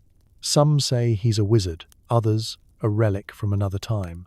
But everyone knows, when disaster strikes, when the lights flicker, the pipes burst, or the gym starts to smell like science experiment gone wrong, the janitor will appear, muttering under his breath, ready to solve problems no one else understands. He may not teach arithmetic or penmanship, but the janitor teaches resilience, improvisation, and the fine art of making do with what you have. So the next time you walk past the supply closet and hear the faint sound of jazz and the fizz of chemicals, remember, he's not just cleaning up your messes, he's holding the whole wild operation together, one roll of duct tape at a time. Your lunch pail is a microeconomy. Apples are currency, cookies are gold, and everyone is eyeing that one kid whose mum still has access to peanut butter. Food trades are fierce, and lunchroom politics could give Wall Street a run for its money. Every noon, the bell rings and the cafeteria fills with the eager sound of metal lunch pails clattering open and brown paper bags uncrumpling. It's less a meal and more an opening bell on a trading floor. You sit shoulder to shoulder at long wooden tables, already surveying your own lunch, and more importantly, everyone else's. This is where fortunes are made, alliances forged, and betrayals are as common as bologna sandwiches. The Great Depression is in full swing, and school lunches reflect the times. There's a lot of sameness, bread, an apple, or if you're lucky, a pear, maybe a slab of mystery meat or a dollop of jam between two slices of bread that's seen better days. Some lunches are packed with love, others with whatever was left after breakfast. You can spot the rich kid by the flash of store-bought white bread, while the rest of you gnaw on slices so dense and chewy they could double as shoe leather in a pinch. Trading starts before the first bite. Apples are a standard currency, prized for their shelf life and the way they can be swapped up or down the food chain. But the real gold, homemade cookies. One sighting of an oatmeal raisin or, heaven forbid, a chocolate chip, and negotiations begin in earnest. I'll give you my apple and half my sandwich. What if I throw in my milk ticket? Kids barter with the cunning of seasoned traders, using everything from carrot sticks to promises of future favors. You let me have your cookie today, I'll give you my pudding next week. The true status symbol is anything with peanut butter. In the 1930s, peanut butter is a rare treat, sometimes replaced with lard or bacon grease. If someone unwraps a PB&J, the entire table leans in like it's the Hope Diamond. Rumors fly about whose family knows a guy at the general store, or whose uncle sent a jar from the city. You could get 2 pieces of fruit, a slab of cake, and maybe someone's undying loyalty for just a half sandwich. It's a seller's market. Of course, not all lunches are created equal. Some kids are stuck with sandwiches of questionable content, cold potato, wilted lettuce, or even the dreaded banana with mayonnaise. These become the stuff of cafeteria legend. The savvy trader learns to disguise or upsell the least appealing items, sometimes even launching a short-lived trend. Actually, cold turnip is good for your brain. A desperate kid might try to offload their pickled beets or boiled egg with a convincing story about secret vitamins or energy for dodgeball. Milk comes in glass bottles and is, at best, lukewarm by midday. Some kids trade their milk for sweets. Others guard it, knowing a swig of anything cold and white is better than another bite of the sandwich their mom invented that morning. There's a certain skill to squeezing the most value out of what you've got. And the best traders rarely eat what they brought. By the time the bell rings, their lunch has changed hands half a dozen times. Lunch monitors keep a wary eye on the proceedings, occasionally breaking up disputes or confiscating a particularly aggressive deal. No, Billy, you can't trade your pocket knife for 3 apples and a cupcake. Sometimes, notes are sent home about unfair trading practices, but mostly the teachers let the lunchroom economy run its course, figuring the kids are learning more about supply and demand than they would in math class. When lunch is over and the last crumbs have been swept away, you leave with a full belly, or at least a full mouth of apple peels and mystery sandwich, a sharpened sense of market strategy, and maybe a new best friend or rival. Because in the school lunchroom of the 1930s, every day is a new crash or boom, and you're learning the basics of capitalism with every bite. Welcome to Detention, a small room with nothing but a ticking clock and the ghost of your academic reputation. There's no Wi-Fi, no entertainment, and absolutely no escape. Until you've thought about what you've done. Picture it. The final bell rings, and your classmates stampede toward freedom. But you're marching in the opposite direction, sentence in hand. The hallway echoes with fading laughter and the sharp click of the janitor locking up trouble spots. You trudge toward the detention room, a closet-sized cell at the far end of the hall, decorated in the color palette of grey despair and forgotten dreams. The door creaks ominously as you push it open and step inside. Detention in the 1930s is punishment distilled to its bleakest essence. The room is furnished with a single desk and a chair, so rigid it must have been designed by someone with a grudge against sitting. There's a window, but it's grimy and stuck shut, letting in only enough light to remind you what you're missing outside. On the wall is a clock, an ancient, loud, and unsympathetic timekeeper, whose only purpose is to drag every minute into eternity. Its tick-tock is the soundtrack to your suffering, and no matter how often you look, the hands barely budge. The rules are simple. Sit, be quiet, and think about what you've done. But what have you done, really? Passed a note? Talk back? Failed to finish your homework for the third time this week? In the 1930s, infractions come easy. So do consequences. If you're especially unlucky, the teacher on duty is Mr. Grimshaw, a man whose hobbies include glaring, sighing loudly, and inventing new definitions of idle hands. His presence alone could wilt fresh-cut flowers. There's no talking, no fidgeting, just you, your conscience, and the relentless passage of time. If you forgot to bring a book, too bad. Entertainment is not part of the deal. Sometimes you'll be assigned lines. I will not disrupt the learning environment, over and over, until the phrase loses all meaning and your fingers go numb. Other times, you're left to contemplate the cracks in the wall and wonder which former students scratched their initials there during their own hours of reflection. The radiator rattles, the floor creaks, and outside, you can just make out the sound of your friends kicking up dust on the playground. The sense of isolation is palpable. 1 hour feels like 3, and you swear you can hear your academic reputation slipping further away with every tick. In modern times, kids might spend detention scrolling their phones, covertly texting under the desk. Not here. The only thing you're scrolling is your own regret. You start to question everything. Was it really worth making that joke in arithmetic? Could you have survived without a lunchtime food fight?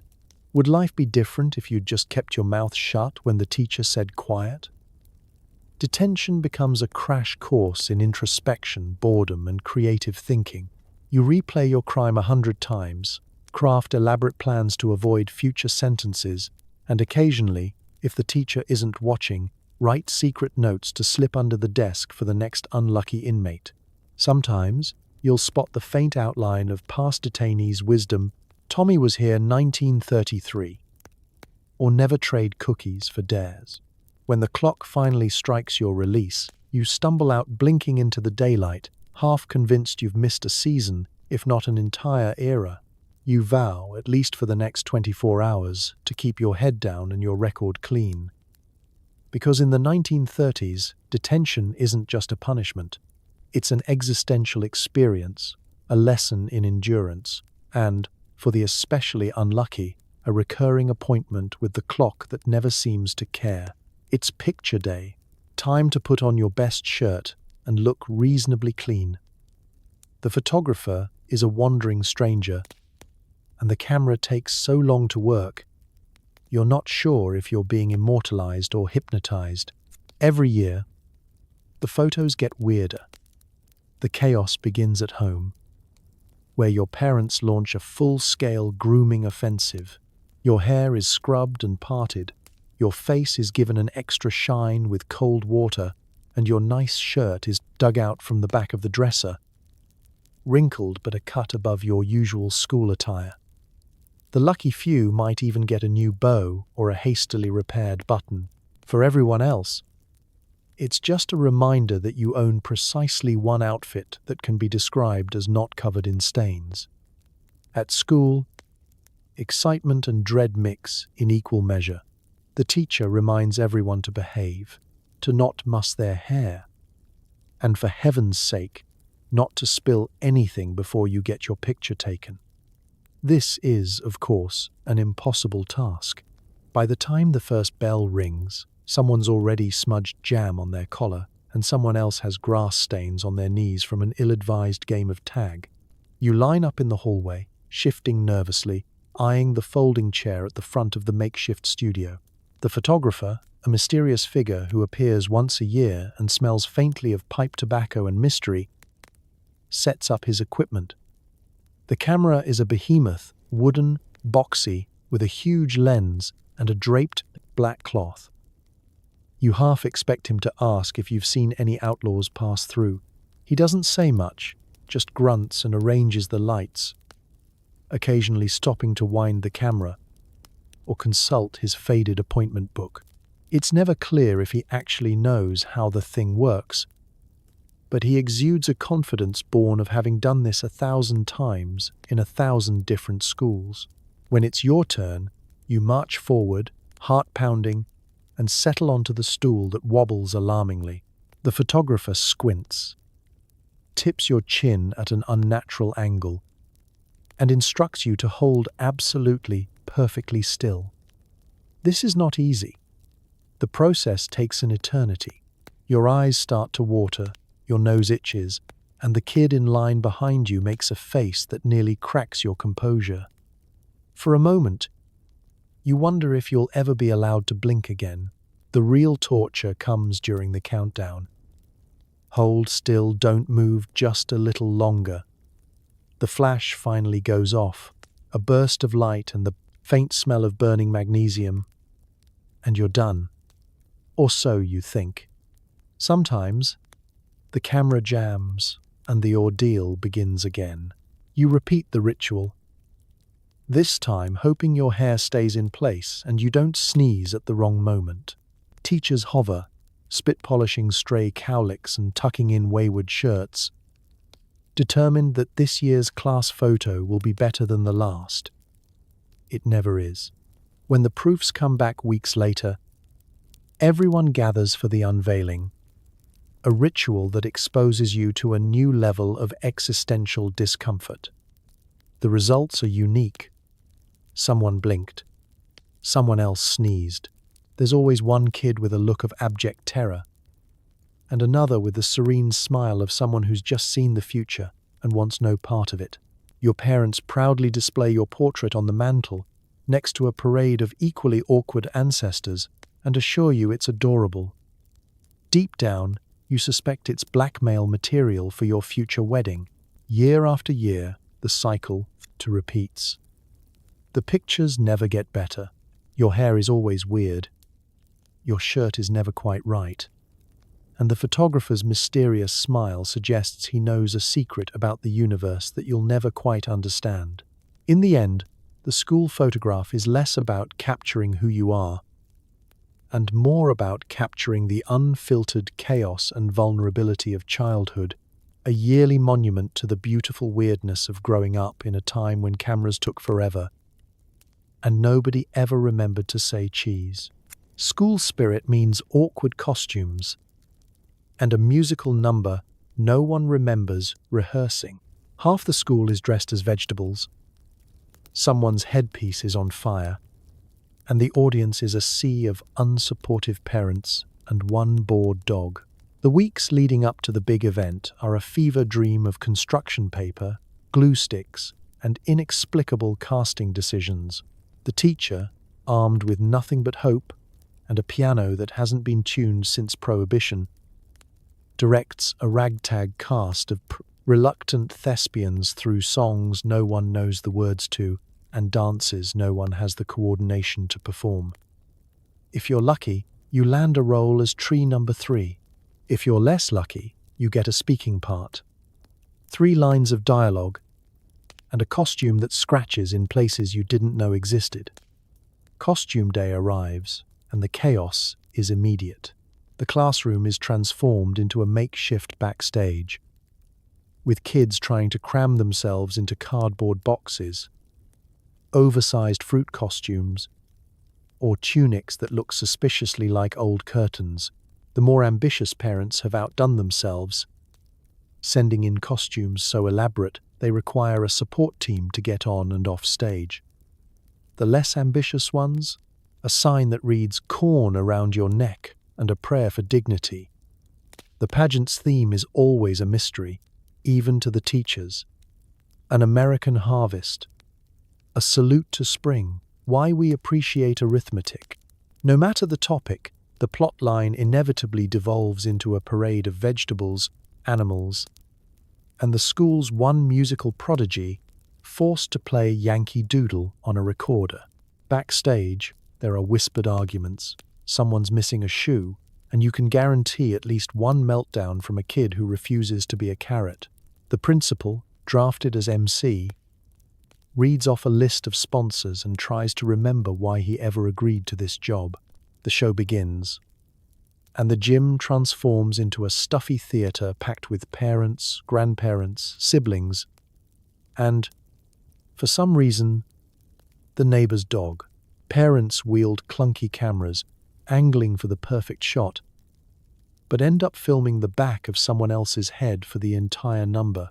The lighting is a wild card, sometimes blindingly bright, sometimes plunging half the cast into ominous darkness. Microphones cut in and out, ensuring the most embarrassing lines are amplified while the important moments are swallowed by static. On stage, the spectacle unfolds. The garden scene sees a tangle of root vegetables trying not to trip over each other. A chorus of chickens performs an off-key rendition of Old MacDonald, while the kid playing Rain shakes a tin can filled with dried beans and wonders where it all went wrong. At least one sheep costume sheds its cotton balls across the stage, leaving a fluffy trail for the janitor to sweep up later. There's always a moment of genuine chaos. Someone's hat catches fire from the too close stage light, or the paper moon collapses mid-song. The teacher rushes on stage with a look of barely controlled panic, herding the cast like a flock of confused geese back into their places. Meanwhile, the audience alternates between polite applause, nervous laughter, and glancing at their watches. The dog falls asleep. But for all the awkwardness and unscripted disasters, the pageant is a rite of passage. You stand under the hot lights, costume itchy, face red, singing your heart out while your parents wave, and the janitor prays no one knocks over the punch bowl. The applause at the end, though mostly relief, is sincere. You shuffle off stage, already dreading next year, and secretly hoping you'll get to be the tomato. Because in the 1930s, the annual school pageant is the ultimate test of humility, community spirit, and your ability to recover from public embarrassment with at least a little bit of pride intact. Some days, your teacher just doesn't show up. Enter the substitute, a mystery adult with no credentials and zero control over the classroom. It's Lord of the Flies, but with more math problems and less actual learning. The morning begins with a suspicious hush. No sign of your regular teacher's sensible shoes or the clang of her coffee cup. Whispers ripple through the hall. Did she get sick? Did she finally snap? Is today the day we escape spelling forever? You wait with bated breath until the principal appears, a forced smile plastered on his face. ushering in a stranger clutching a faded lesson plan and a look of existential dread. Substitute roulette is an unpredictable game. Sometimes you get a retiree with war stories and a booming voice. Other times, it's a college student trying to earn a few bucks and maintain control with nothing but a whistle and wild optimism. Credentials? Optional. Patience? In short supply. Their main survival tool is the teacher voice, which only works until the class figures out it's more suggestion than command. From the moment the sub enters, the classroom transforms, desks scoot together, secret notes fly, and the class clown senses his opportunity for greatness. The substitute fumbles through the roll call, mispronouncing half the names. Is there a Rhine, Marino? And getting lost somewhere between the alphabet and the seating chart. Within minutes, 2 kids have swapped seats. Someone is claiming to be absent, and a paper airplane soars majestically past the blackboard. The lesson plan, if there is one, might as well be written in code. The students are to read pages 27 to 32 and complete questions 1 to 5. The sub gamely writes this on the board, but only the first row pretends to read. The rest of the class descends into organized chaos, book trading, whispered jokes, spontaneous wrestling matches in the back corner. The sub tries to restore order with the promise of free time if everyone finishes early. Instantly, pencils start flying across worksheets with answers that range from creative to outright fiction. Every substitute has a breaking point. Maybe it's when the erasers start disappearing. Maybe it's when the class pet, a turtle named Speedy, goes missing and a frantic search party is launched.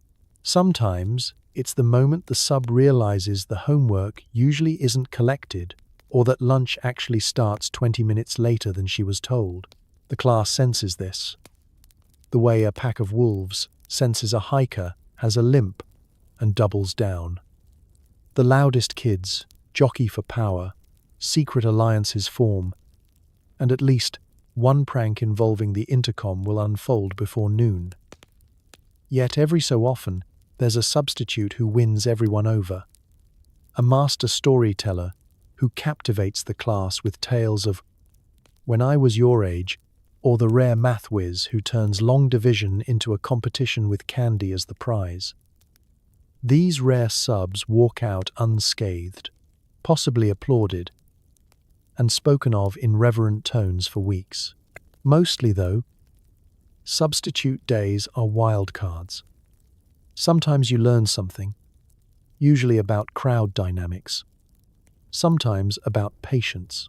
More often, you gain a treasure trove of new inside jokes, a signature in your yearbook from Miss Smith, probably, and an even deeper appreciation for the order your real teacher brings. By the time the final bell rings, the substitute staggers out, glassy-eyed and a little wiser. The class collapses in exhaustion, flush with the victory of another day of academic anarchy, because in the 1930s, substitute teachers were less educators and more hostages to the whims of childhood chaos. And if you survive the day with your seat, your lunch, and your dignity intact, well, you just passed substitute roulette with flying colors. A field trip is basically a day off. Unless you count the ever-present danger of getting lost, stung, or locked in a museum storage closet. The bus is a death trap. The chaperones are overwhelmed, and someone always ends up in a pond. It's the most exciting day of the semester. The field trip. The promise of a day spent anywhere but school has everyone buzzing with anticipation and plotting how to snag the best seat on the bus. You clutch your permission slip like a golden ticket, signed by a parent who either didn't read it or just hoped you'd return with the same number of limbs. The teacher rattles off a list of rules no one listens to. Don't wander off. Stay with your buddy. Absolutely, under no circumstances, touch the exhibits. Getting there is an adventure in itself. The yellow bus is as rickety as ever, filled with the sound of 40 children screaming at top volume and a driver who has already accepted his fate. The chaperones, mostly tired moms, and the one dad who could get the day off, do head counts that never add up the same way twice. Every bump in the road launches half the class out of their seats, and the other half's bagged lunches into the aisle. You're not sure what's more dangerous, the loose seat bolts or the fact that someone always manages to smuggle a frog on board. The destination could be anywhere: a farm, a historical house, a museum that smells of mothballs and faded glory, or, for the luckiest, a chocolate factory tour that will end with at least 3 children getting sick on the return trip. The teacher hands out maps and name tags with the air of someone sending troops into battle. Group assignments are announced, friendships are tested, and the responsible kids immediately forget all responsibility in the rush for the gift shop. Once inside, the responsible kids' chaos multiplies. You're herded through endless exhibits, eyes glazing over as a bored guide recites facts about wheat threshers or taxidermy. Someone always gets separated, sparking a 5-alarm search led by a chaperone who just wanted to sit down for 5 minutes. The buddy system falls apart almost immediately, with at least one pair sneaking off to explore restricted areas, which is how you end up learning that, yes, a museum guard will yell at you if you try to touch the dinosaur bones. Lunch is a picnic on a lawn crawling with ants and wasps. Your sandwich slightly squished and your apple rolling into the nearest ditch. Someone forgets their lunch entirely and lives on the charity of friends willing to part with a single cookie. Chaperones cluster together, trying to make sense of the field trip itinerary, while kids scatter in every direction. If you're near a pond or creek, at least one unlucky soul will return soaking wet and covered in mud. A hero's badge earned for just wanting to see how deep it was. The trip back is even wilder.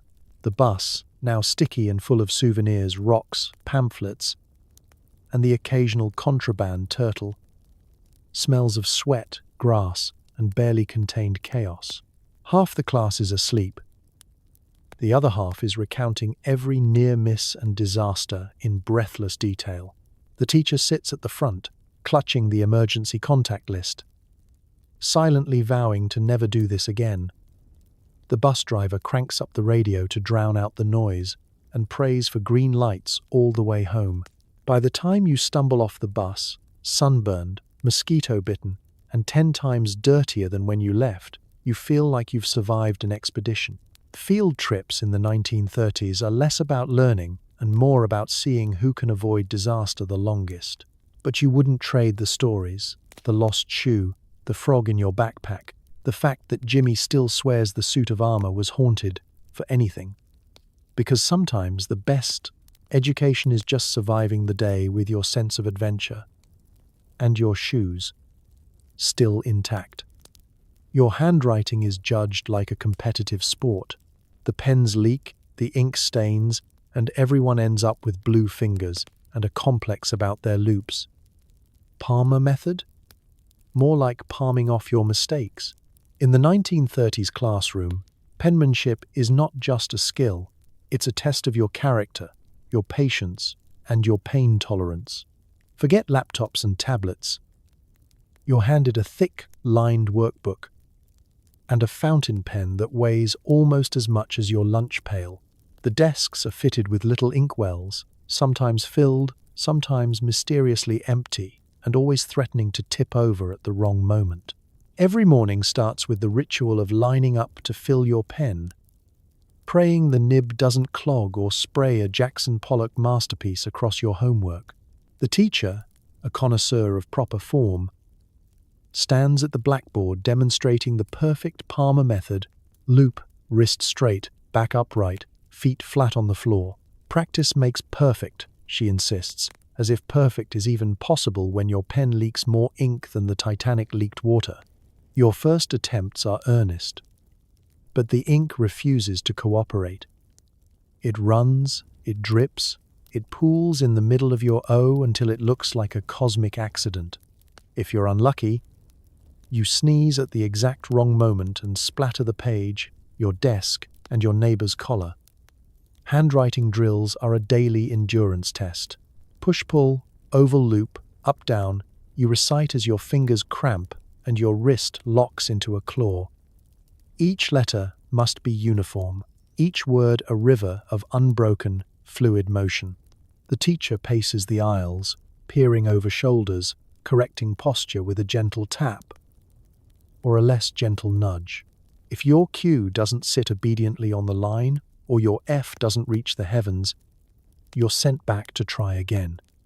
By lunchtime, your paper is a war zone of erasures, smudges, and desperate attempts to cover up mistakes with elaborate doodles. There's a secret shame to bad penmanship. The neat writers, those rare creatures, are praised. Their notebooks displayed for the class as if they were illuminated manuscripts. The rest of us, meanwhile, develop increasingly creative methods to disguise our failures.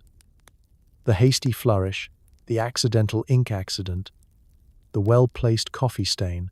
You learn to write faster, if not better, just to get it over with. Your hand aches. Your fingers are permanently stained blue, and you begin to dream in loops and lines. If you're lucky, your pen is new and the ink flows easily. More likely, the nib is bent from years of abuse, and every stroke feels like drawing with a fork on a concrete wall. Blotting paper is your best friend and your worst enemy. Use too little and your writing turns into a smear. Use too much and you risk tearing the page in your frantic attempts to blot up every drop. The janitor despises penmanship hour. As the classroom sinks into chaos, spilled ink, splattered sleeves, and floors that resemble a Rorschach test. But it isn't just about neatness, it's about pride. Your handwriting is a reflection of you. The Palmer method is supposed to mold you into a model citizen, disciplined, methodical, and dignified. In reality, it's molding you into someone who fears permanent stains and the judgment of future historians. Your notebook is a time capsule of your struggles, your victories, and your rapidly evolving signature as you search for a style that's both legible and uniquely yours. By the end of the year, your loops are bigger, your ink stains are deeper, and your appreciation for ballpoint pens, if you ever meet one, is unmatched. You might not win any medals for your Palmer method, but you'll survive, hand aching, paper splotched, and spirit mostly intact. Because in the 1930s, penmanship is a marathon, not a sprint. And you, blue fingers and all, are in it for the long haul. You made it. Graduation is less a ceremony and more a sigh of relief. Caps are thrown, parents cry, and everyone leaves with a diploma, a rash, and some truly questionable memories. Was it worth it? Ask your tetanus booster. The big day dawns, and you arrive at school with a strange mix of excitement, dread, and the faint hope that maybe, just maybe, there will be punch at the reception that hasn't been spiked with asbestos flakes from the ceiling.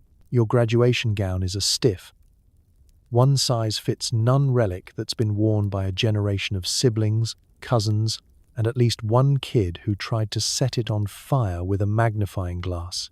Your cap doesn't quite fit, but you wedge it on your head and try not to think about the lice-related legends passed down from last year's class.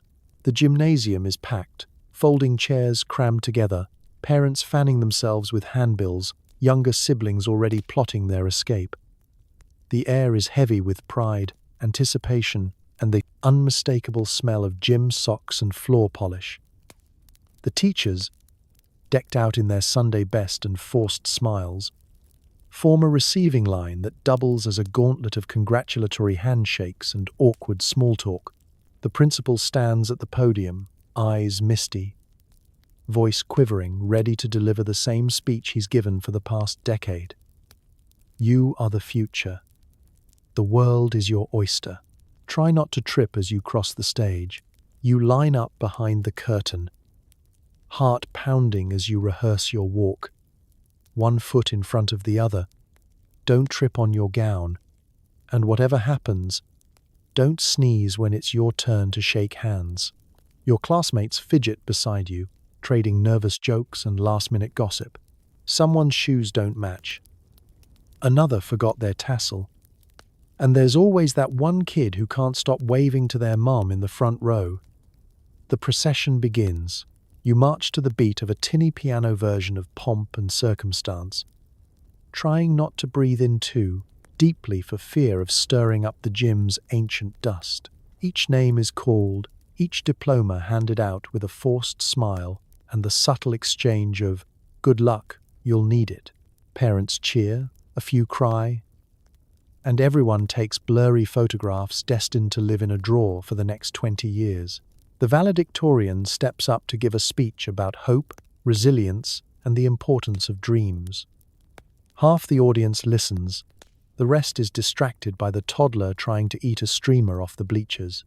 The principal wraps up the ceremony with a warning about life's challenges and a plug for next year's bake sale. Then instructs everyone to turn their tassels, toss their caps, and celebrate their newfound freedom.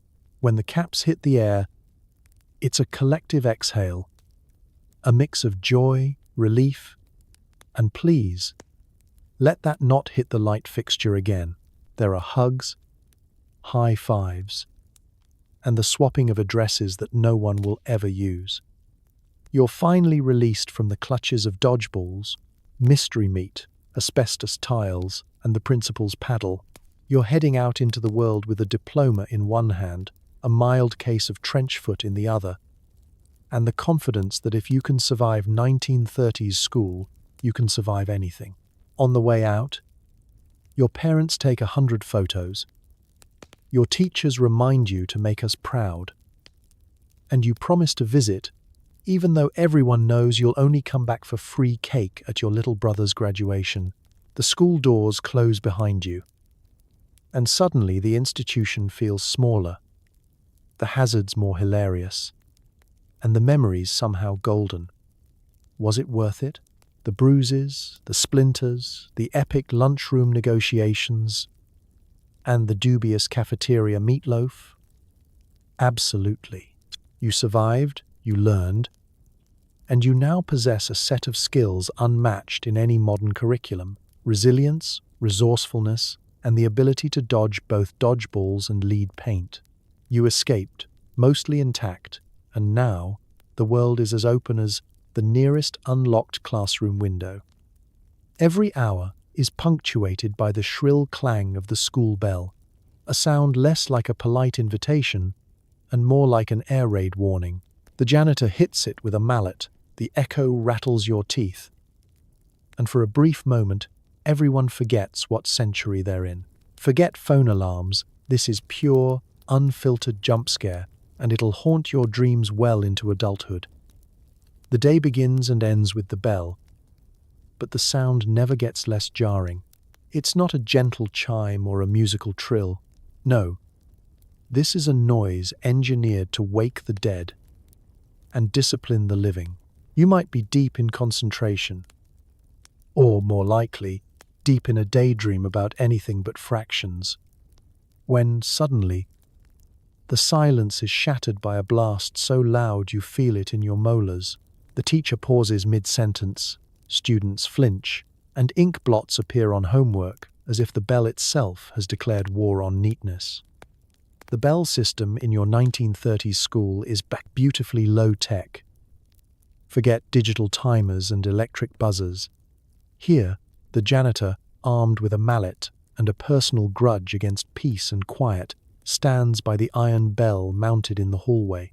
His timing is always suspiciously precise, as though he can sense the exact moment you're about to finally understand long division.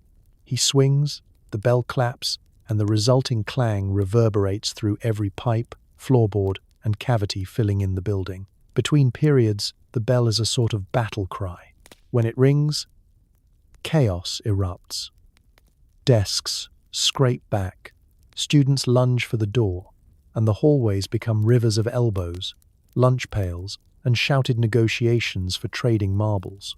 There's a brief but intense shuffle as everyone rushes to be the first in line for the water fountain or to claim the prime spot near the one functional radiator. The bell means move, now, fast, don't ask questions, and don't look back. But there's more to the bell than just a signal to change. Classes. It's a tool for conditioning, a constant reminder that your schedule is not your own. You wake to the bell, eat to the bell, line up, march, and finally, at the end of the day, you are released by the bell. If Pavlov had tested his theories on school children, the bell would have been the ultimate motivator. One shriek, and a whole generation sits up straight, stands, or bolts for freedom. Sometimes, the bell goes off at odd moments, a fire drill, a weather emergency, or just the janitor getting bored and testing his aim. The unexpected clang leaves the entire school blinking in confusion, teachers scrambling to organize lines, and everyone trying to remember if this is the walk calmly kind of emergency, or the run like the Dickens kind.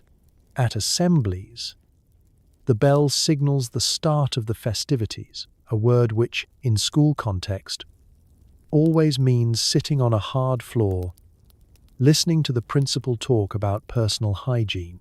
During exams, it becomes your greatest enemy, slicing through the air at the exact moment you're about to solve that last equation. And on rainy days, it's the only thing that can cut through the cacophony of restless, cooped-up students. It's more than a sound. It's a presence, a character in the daily drama of school life. The bell has authority. It has power.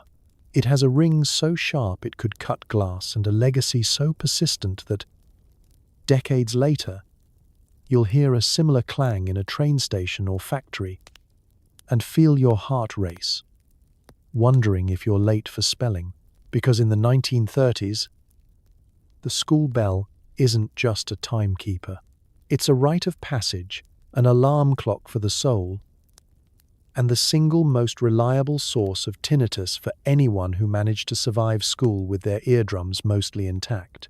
There's a mysterious box in the hallway overflowing with everything from mismatched mittens to one-eyed teddy bears.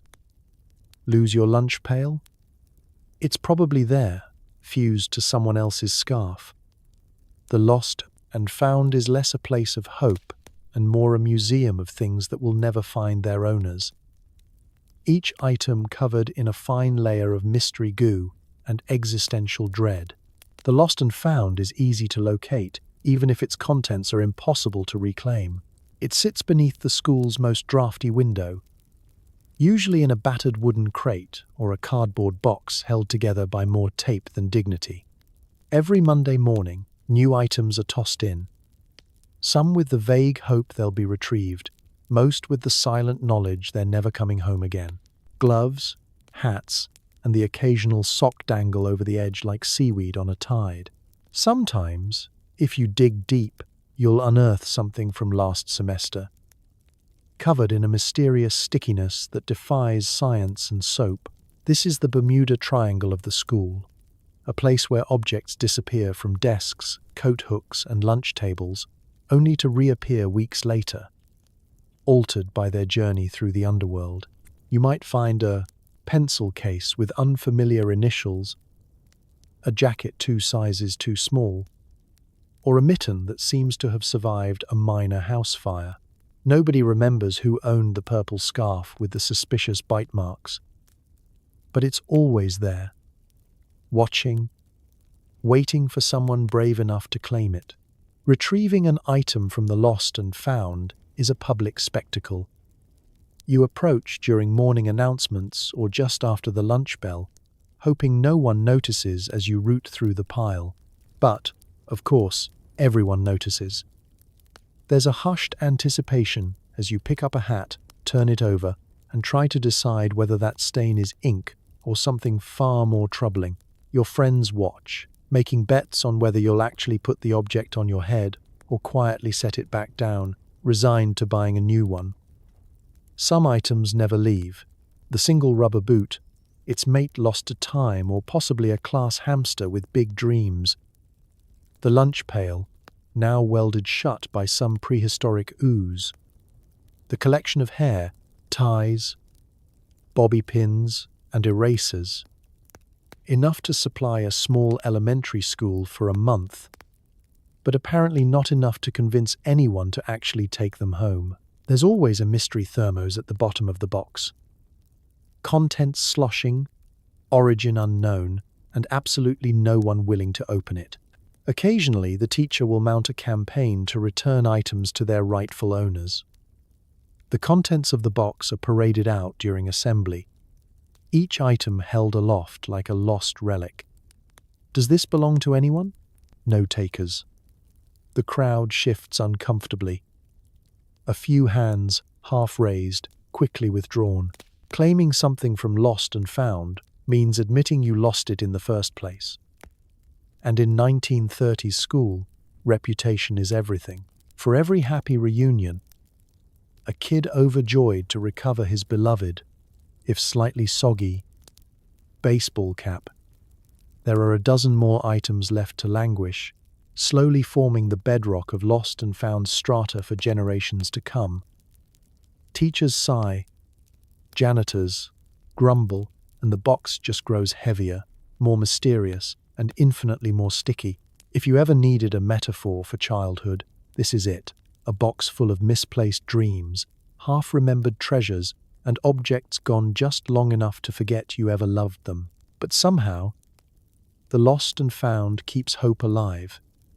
However faint, after all, you never know when you might need a backup mitten, or when a single, battered lunch pail will become the hottest trading commodity at the lunch table. Because in the 1930s, not everything lost is ever truly found, but everything found has a story, a questionably sticky surface, and a permanent place in the collective memory of school. It's reading time. But the library is less a temple of learning and more a dust-filled archive of forgotten smells. The books are older than the teachers. The librarian is a master of the disapproving glare, and the card catalogue is a choose-your-own-adventure in disappointment. Just don't breathe too deeply, or you'll be sneezing Dewey Decimals for a week.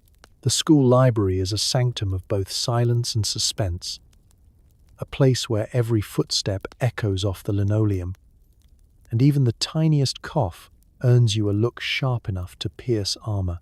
You enter with hushed awe, partly out of respect for learning, but mostly out of fear of the librarian. Mrs.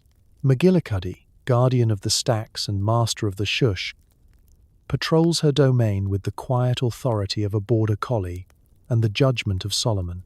She can spot gum chewers, gigglers, and chronic overdue book offenders at 30 paces. The shelves are crammed with books that have witnessed more history than the town courthouse. Spines are frayed, covers patched with tape, and the faint must of ancient paper mixes with the tang of chalk dust and floor wax. Some volumes are so old, the copyright page is just a polite suggestion. You might find a geography book with half the countries gone, or a current events magazine from the Harding administration. Every so often, you'll stumble across a handwritten inscription to Sally, Merry Christmas, 1912, making you wonder if Sally ever actually finished the book or just used it to flatten out her pressed flower collection. The card catalogue is its own adventure. Hundreds of tiny drawers, each packed with dog-eared index cards bearing cryptic hints about where to find anything from animals, mammals, very angry to how to build a birdhouse, page missing. You stand there, clutching a slip of paper with your assignment, trying to decipher Mrs. McGillicuddy's elegant but illegible handwriting. Finding the right card is a victory. Finding the book is a miracle. You pick your reading spot carefully, too close to the radiator, and you'll nod off from the heat and the gentle hum of distant pipes. Too close to the window, and you'll freeze. Every draft carrying with it the faint promise of pneumonia. The chairs are stiff. The tables scarred by generations of seen, fidgety students. And the silence is absolute, broken only by the occasional sneeze or the soft thud of a book falling off a shelf, usually followed by Mrs. McGillicuddy materializing from nowhere to restore order. Reading, in theory, is the reason you're here, but the school library has other lessons to teach: patience, resourcefulness, and the fine art of pretending to understand Moby Dick when you've only made it to chapter 3. The lucky few get to read for pleasure. The rest of you are engaged in desperate, last-minute research, frantically flipping through encyclopedias with half the pages missing and footnotes that might as well be written in Greek. Returning books is its own ordeal. Mrs. McGillicuddy inspects every volume for signs of abuse: bent corners, ink stains, crumbs from last week's sandwich. Fines are handed out for everything from water damage to overdue by more than 3 minutes. Repeat offenders face the ultimate penalty: banishment to the dictionary, section for silent reading. Rumor has it that no one ever returns from XZ. Despite the perils, the library is a place of magic and mystery. Somewhere between the encyclopedias and the battered Nancy Drew novels, you discover the world is much bigger and much stranger than your own dusty classroom. And if you manage to make it out with a book you actually wanted, consider it a triumph of will, stealth, and sheer luck. Because in the 1930s, the school library is more than just a room. It's a living, breathing time capsule, a gentle battleground of dust, discipline, and discovery, where the greatest treasure you can hope for is making it to the bell without sneezing on Mrs. McGillicuddy's shoes. Suddenly, the weather siren wails. Everyone files into the hallway or ducks under desks, arms over heads, as if a thin sheet of plywood will protect you from Mother Nature's roundhouse kick. Teachers assure you it's just a drill, but the looks on their faces say, "I hope you've made your peace." It's the only time all year everyone is quiet, except for the one kid who always farts under pressure. The first sign that a tornado drill is coming isn't the siren itself. It's the hush that falls as teachers exchange that, "Here we go again, look," and start herding everyone away from the windows. The old air raid alarm, bolted above the front entrance since 1919, lets out a wail so piercing you can feel it in your fillings. The class freezes. Pencils clatter to the floor. Half the students drop straight under their desks with military efficiency, while the other half try to remember if head down, hands on neck is the right position, or if you're supposed to kiss your knees goodbye. Drills are scheduled, but real storms show up whenever they feel like it. In the 1930s, weather tracking meant the principal listening to the radio and squinting at the clouds. If you're lucky, it's just practice. If you're not, it's because something green and menacing is creeping across the prairie, and the janitor is already battening down the hatches with a roll of twine and a muttered prayer. Teachers herd their flocks into the hallway, windowless, narrow, and lined with the faint smell of chalk and old galoshes. You're instructed to kneel, arms locked over your head, elbows pointed at your ears. Desks, for all their flaws, suddenly become your best friends.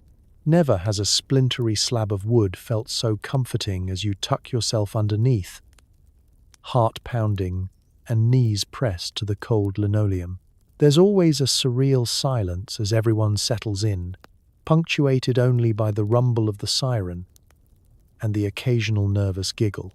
The teachers pace, trying to look reassuring, but you can see the worry in their eyes. They've read the same stories about roofs peeling off and cows flying past like confetti. The bravest among you try to lighten the mood. whispering jokes or daring each other to touch the emergency exit door. But mostly, you wait, doing your best impression of a turtle and hoping the storm passes by without deciding to remodel the schoolhouse. Then there's the one kid who can't handle the suspense. The tornado drill farter. Every class has one. When nerves get too high, a muffled sound escapes, echoing embarrassingly in the otherwise silent corridor.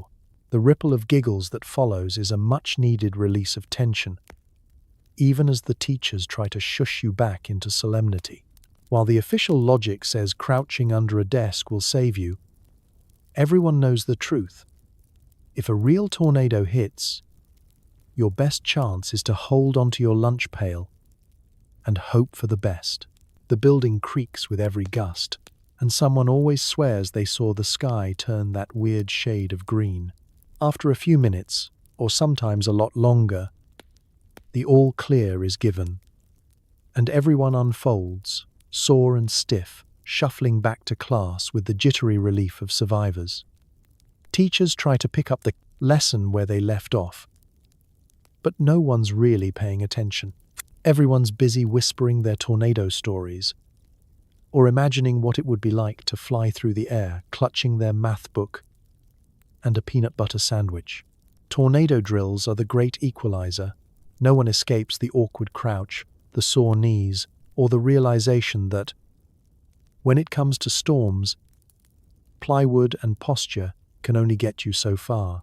But, in their own strange way, they also teach a little courage, a dash of humor, and a healthy respect for the unpredictable power of the Midwestern sky. And maybe, just maybe, a new appreciation for sunny days and roofs that stay put. So as we drift away from the splinters, sirens, and strange cafeteria smells of 1930s American schools, let's take a moment to appreciate just how far we've come and how lucky we are to tuck ourselves in at night without worrying about dodgeballs to the face or a mysterious rash from the drinking fountain. Because if surviving a single day in those old schoolhouses didn't build character, it at least built stories, the kind you'd tell at family gatherings, shaking your head and insisting, "You kids have it easy." Sure, our ancestors didn't have hand sanitizer, safety codes, or much hope of making it through a semester without a new scar. But they had grit, and possibly ringworm, mostly grit. It's almost inspiring how those kids managed to learn anything while dodging rogue paddles, braving Arctic winters with nothing but thin wool sweaters, and trusting their lives to the local janitor's homemade disinfectant. The laughter, the scraped knees, the endless fire drills that were definitely not up to code, all proof that resilience is built in the little moments of chaos, even if those moments included a minor electrical fire. So tonight, as you settle into your warm, safe bed, maybe with a memory foam mattress, filtered water, and a complete lack of airborne asbestos, give a quiet nod to all those scrappy students who survived recess, detention, and meatloaf with questionable origins. Maybe whisper a thank you to the ancestors who made it out with most of their limbs, and to the teachers who somehow survived right alongside them. History can be terrifying, sometimes hilarious, and always humbling, but it's also proof that people, even the smallest and silliest among us, are astonishingly good at muddling through whatever gets thrown their way, rubber dodgeballs included. So close your eyes, breathe easy, and rest well. Tomorrow, there will be no pop quizzes. Just another chance to wake up in a world that's a little softer, a little safer, and a lot more comfortable than any schoolhouse in 1932. Good night, and sleep well.